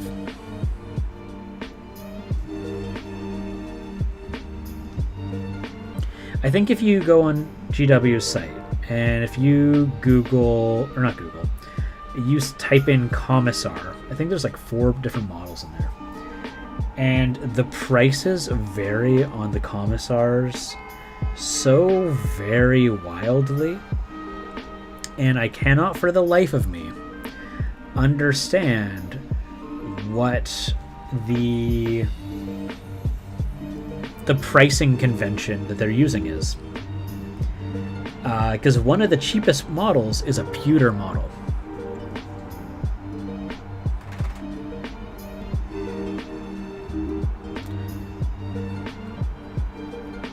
Yeah, it's just the prices are insane. And I mean, like, unless the only time that you're going to be reinforced that you have to be using Games Workshop models is if you're playing in their shops or in their tournaments, right? Like if you and your buddies are getting together and you're just playing on your friend's table or your table, like you don't have to be using a Games Workshop model. If like, you know, you can still play 40K without a Games Workshop model. They are nice. They're totally nice. But I mean, like, so that is another myth right there. Like I set out to bust.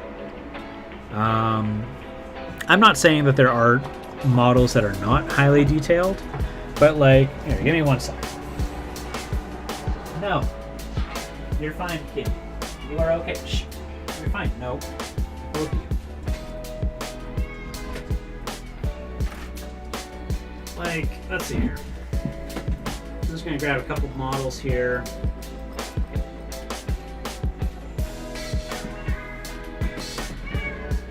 No, go away. You're fine. Alright, I grabbed 4 different models. All of them are not GW. And this isn't because like I'm like trying to prove you wrong or anything like that. It's just like when I hear the most detailed models in the world, or the things that GW spouts as its what do you call it? Not sales, PR. Their promotional team. Like, this is a super high textured detailed model. This one comes from Reaper. And like, now I will say maybe the beard. Let's see here. I'm gonna pop. Like, maybe the beard isn't as detailed as some people want, are expecting or anticipating. But like, if we go over here, this one comes from Mythic Games. Their game Joan of Arc, Times of Legend. You can see here now I did a bad job priming this. You can see like there's little bits of spots here. If I just like stopped being lazy and used a proper aerosol or airbrush, instead of brushing it on, would have been fine. This is very obviously a work in progress here. Well, like, you can see like all these faces in here. Like, that one's high detailed. This one over here comes from Peterson Games.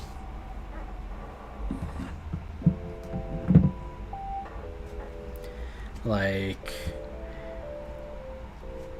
all the texture on this going on, like, it's beautiful. Or this one over here from Cool Mini or Not. Alright. You got a nice little Cthulhu here. Like, the amount of like textures going on here. Like, I did some bad wash jobs here. Like, the number of models that are out there and available and are just as high of a quality. There we go. Here's another one I'll pull up. This one is from a small company in the Ukraine called Green Wolf Games. Like, I can't look at this and say that this is any less detailed than a Games Workshop model, right?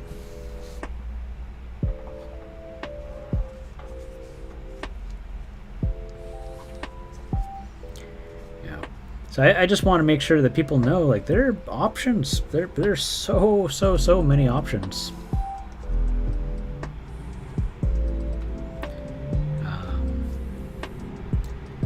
Because, like, if you look at, like, the PR from GW, and, like, this is PR. Like, it's not a problem. I don't think that they're going and spouting lies or anything. This is just what marketing, that's the word I'm looking for. The greatest miniatures in the world. It's a bold claim. It's a marketing claim.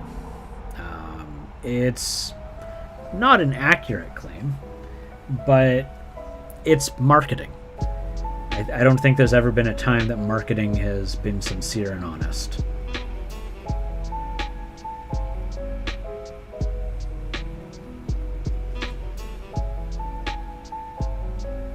Segue, what is your opinion on 3D printing?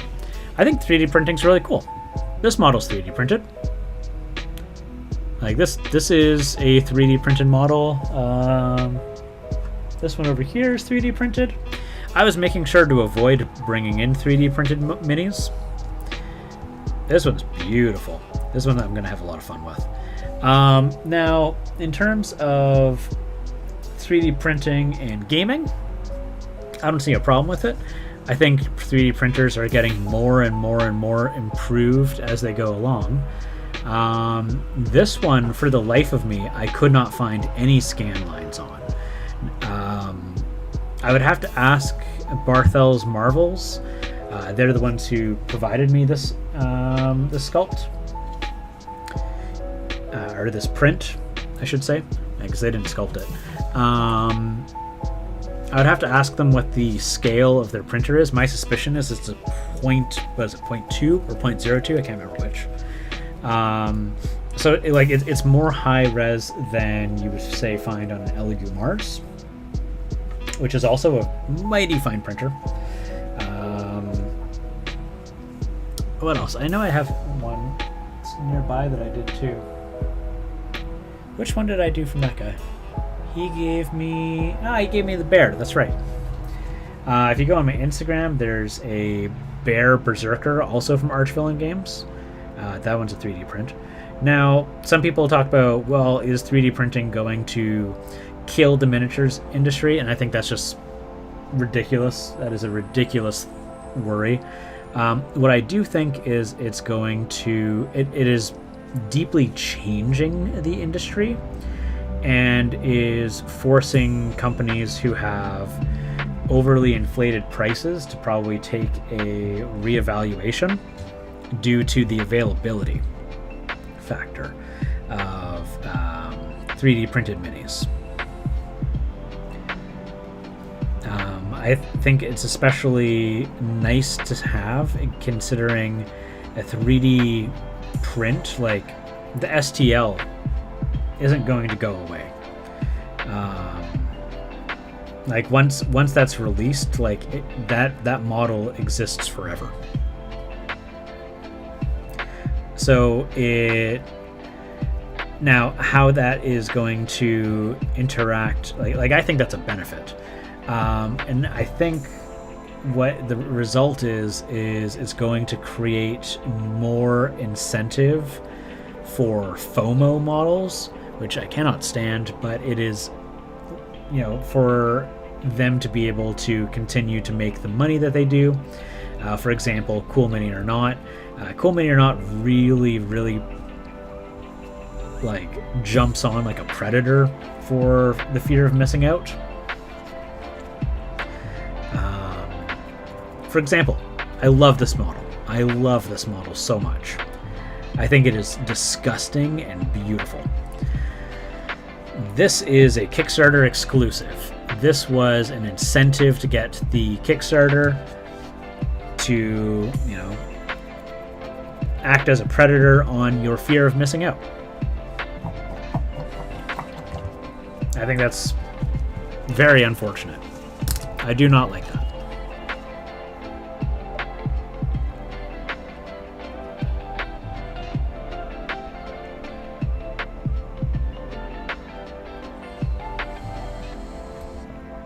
But like some of the people who are like 3D printing is going to kill Games Workshop, that is baloney.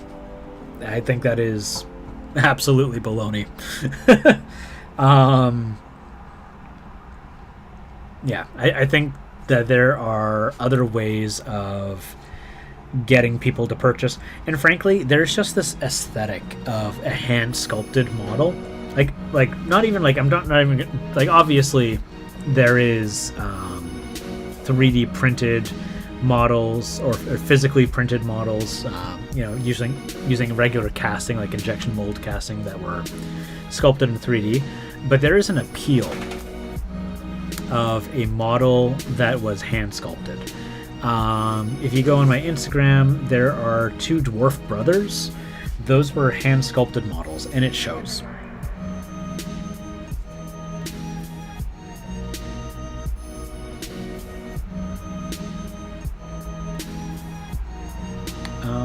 What was I going to do?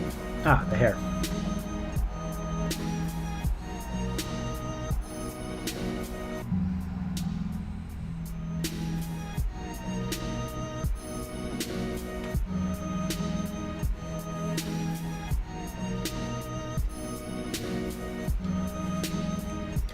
So I just use the paint that's on my palette, and then what I can do is I can change it up with highlights and washes. I really want this to look matted and gross, so I'll probably do maybe a black wash or something.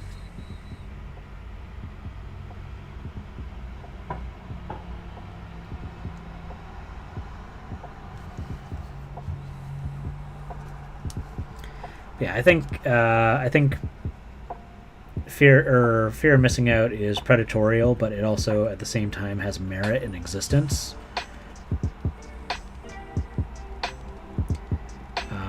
It's actually, yeah, it's a manipulation from psychology. You know, maybe if I should just like point over here. There we go.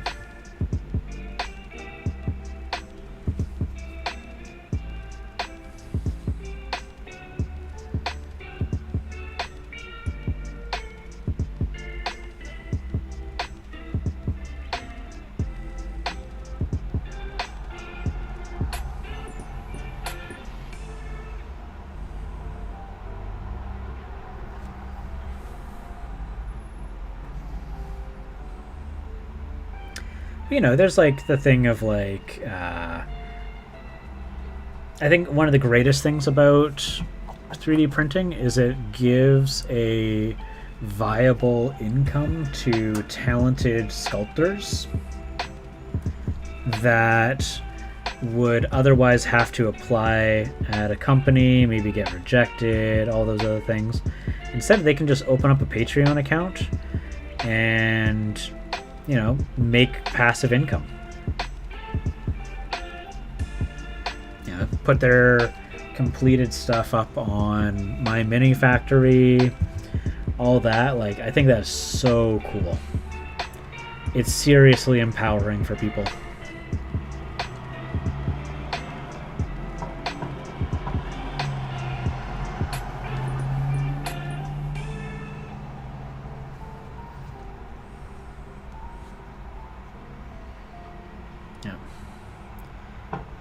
I think the only challenge comes in on not having a 3D printer.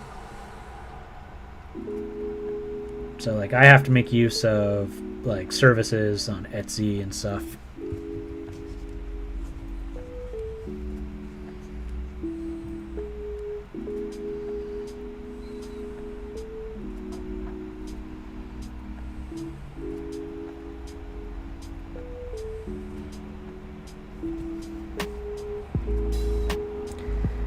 I just got the alert that my headset is dying. So I'm gonna have to call it quits in, you know, a few minutes when one of the headsets dies officially. But who knows, maybe I'll pick up this later tonight, stream a little bit more. Maybe I'll try filming some YouTube stuff that I keep telling myself I need to start.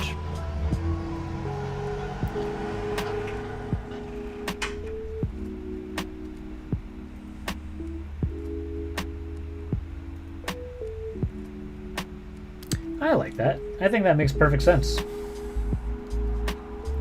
I think for a game shop, like even if he just has like a thing like, hey, you know, you provide the model or the STL file, and as a service he can print it off, and based off of like how much it cost for like the weight or whatever, you know, I can charge accordingly.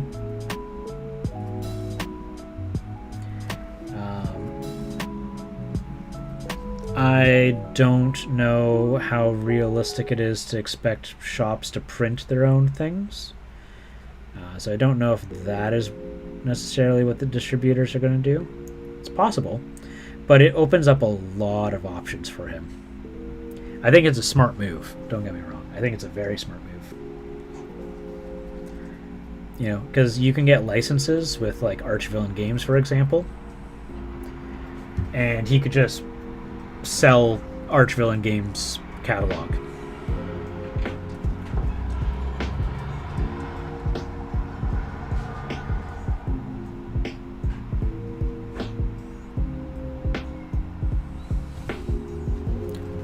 All right, you have a good one there.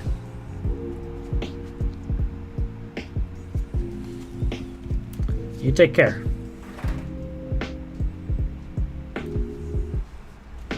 Yeah, no, all in all, I think that's a very smart decision for him to do.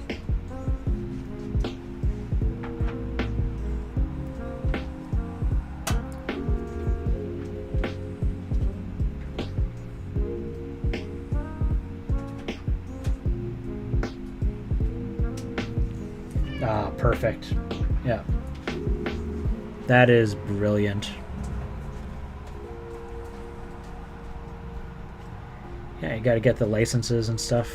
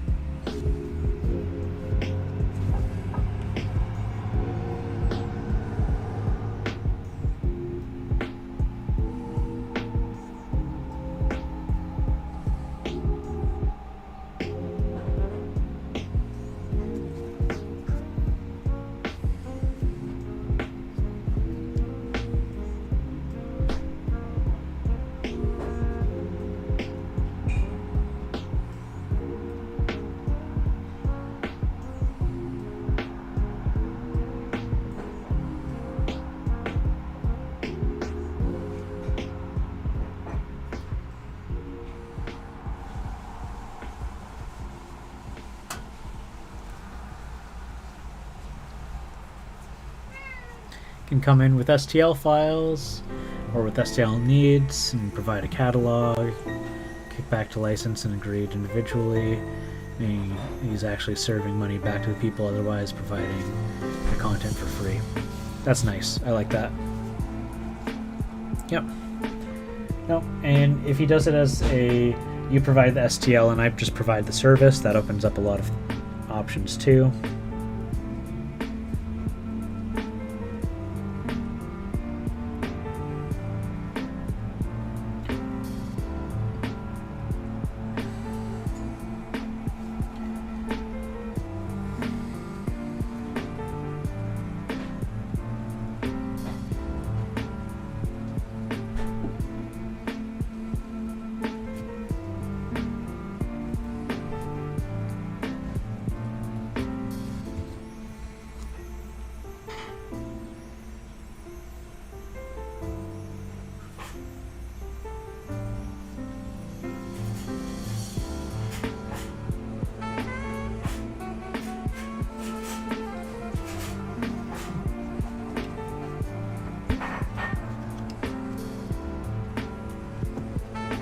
That's right, I forgot. I was going to... Let's see here. So I've got... this.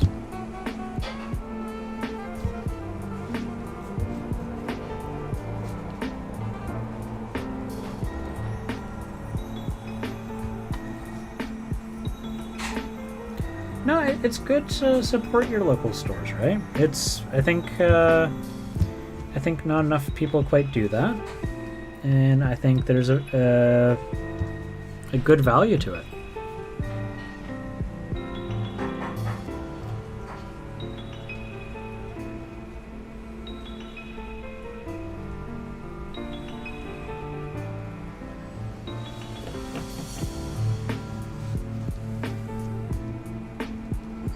Okay, so how well is this going to flow?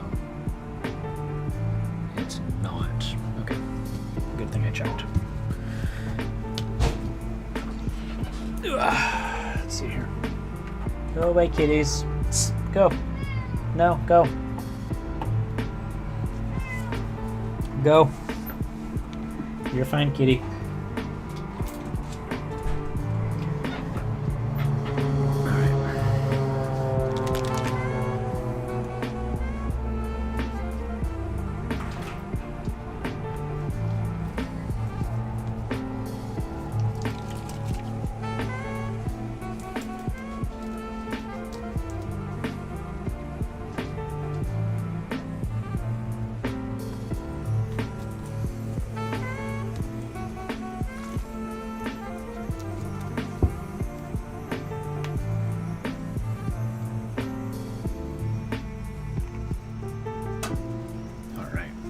see. How well does this work out?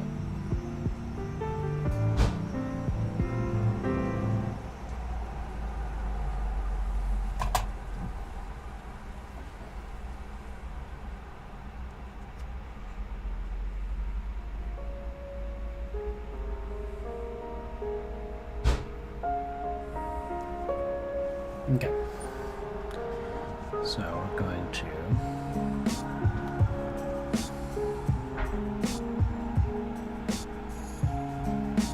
make sure that everything's picking up fine. Yep.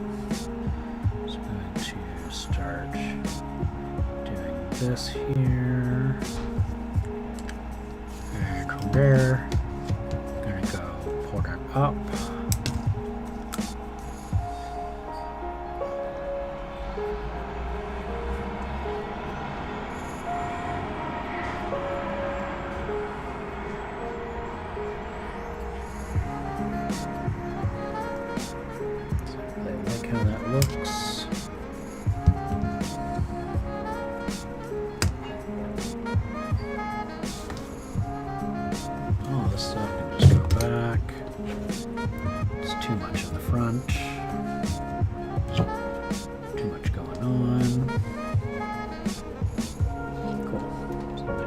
This foot.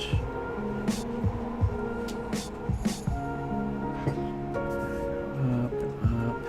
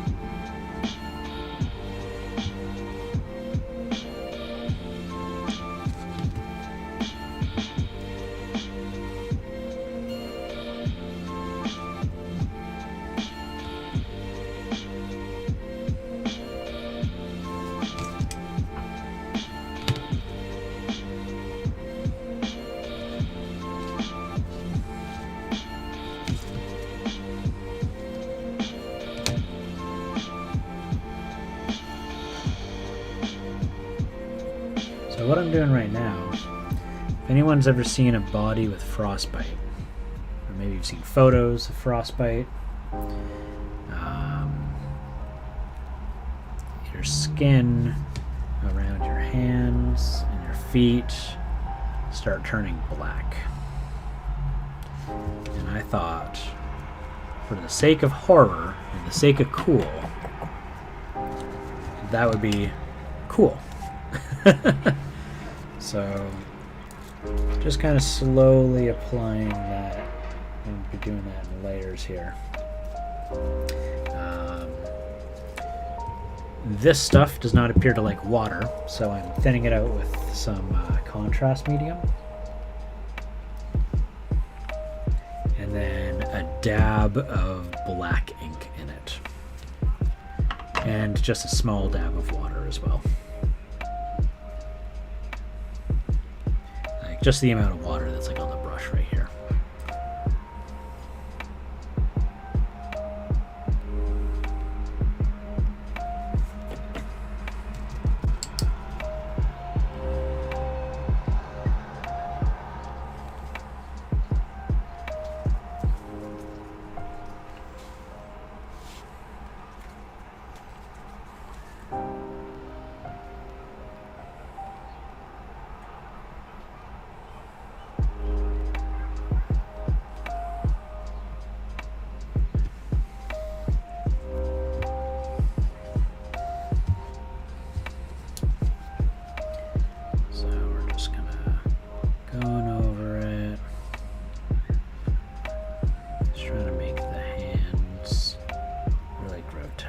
looking.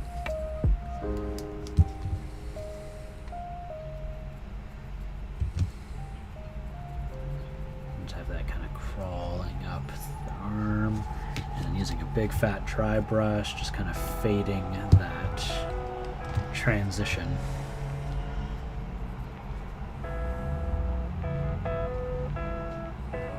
So we go up, we go up.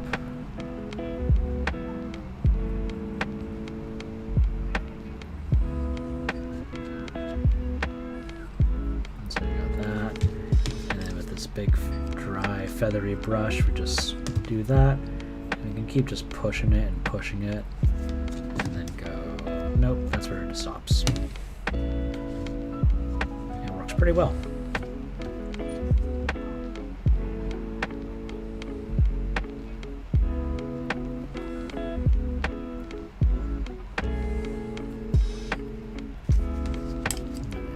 Boop, boop, boop, boop, boop.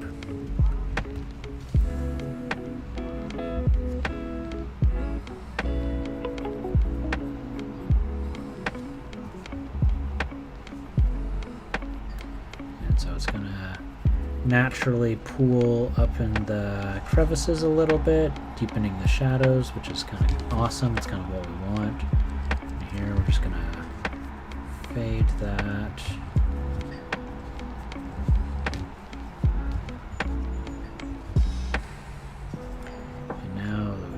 That to a nice little degree.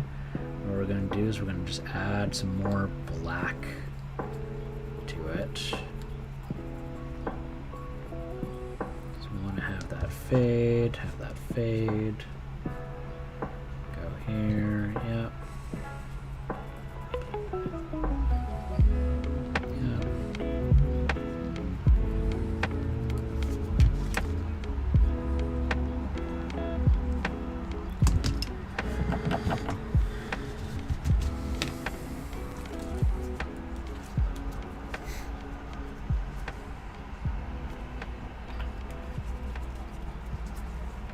So now that's going to make it more clear that it's not just unhighlighted, it's actually black. Which is going to help give that kind of horror to it. I think this is going to be sweet looking. Because that's the hopes. So I just really want that around like the hands. And obviously it's going to be a little too dark in some bits, and that's okay, because what we can do is we can always just highlight it. But the reason why we're using inks and not like a glaze or something like that is the highlight is going to, or the ink is going to preserve that purple tone that it has.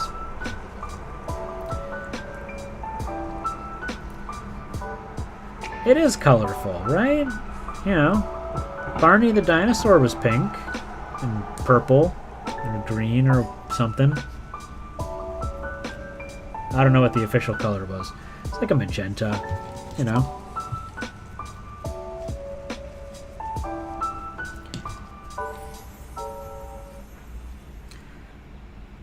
So clearly this is safe. It's not going to come after you or meme you or anything like that or eat you.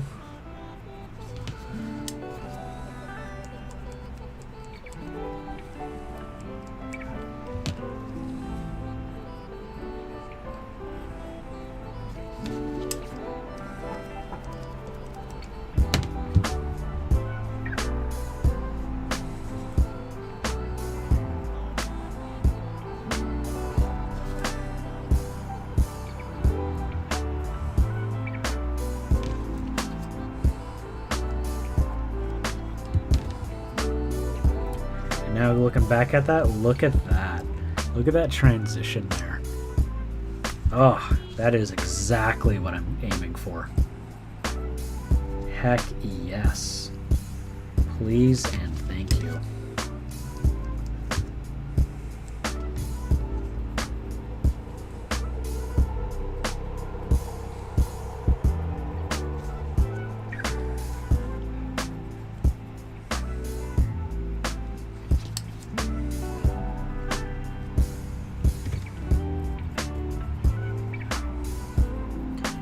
I'm liking this like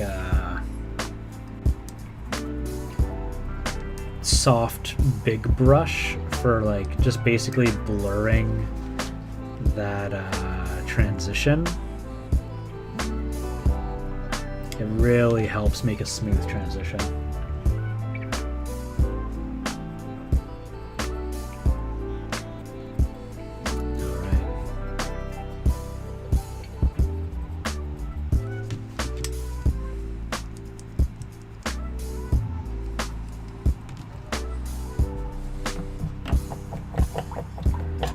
Oh, this is gonna be super cool looking.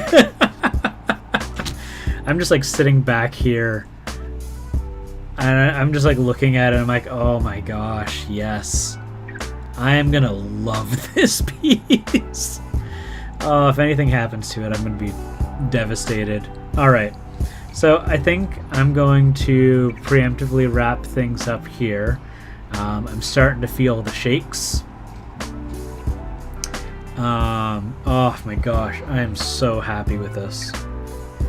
And then similarly to this guy, because here we can see there's all these lumps, I'm gonna turn all those into like pustules. Oh my gosh. Yeah, I am super happy with this. And just like that, it died on me. So what we're gonna do here is we're gonna pull up Twitch.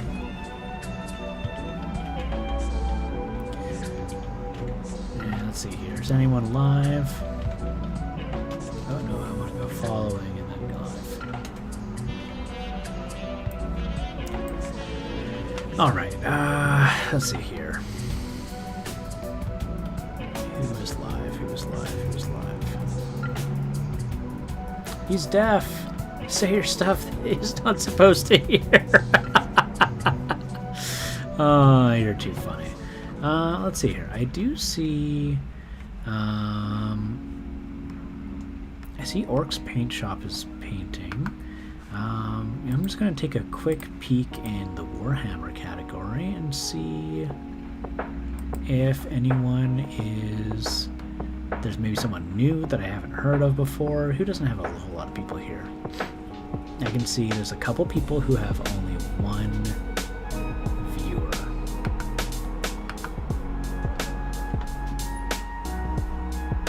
Yes, in that case, we did need all the caps. I agree, Loki. I agree. Let's see here. So I've never heard of this guy before. Rough Luck Games.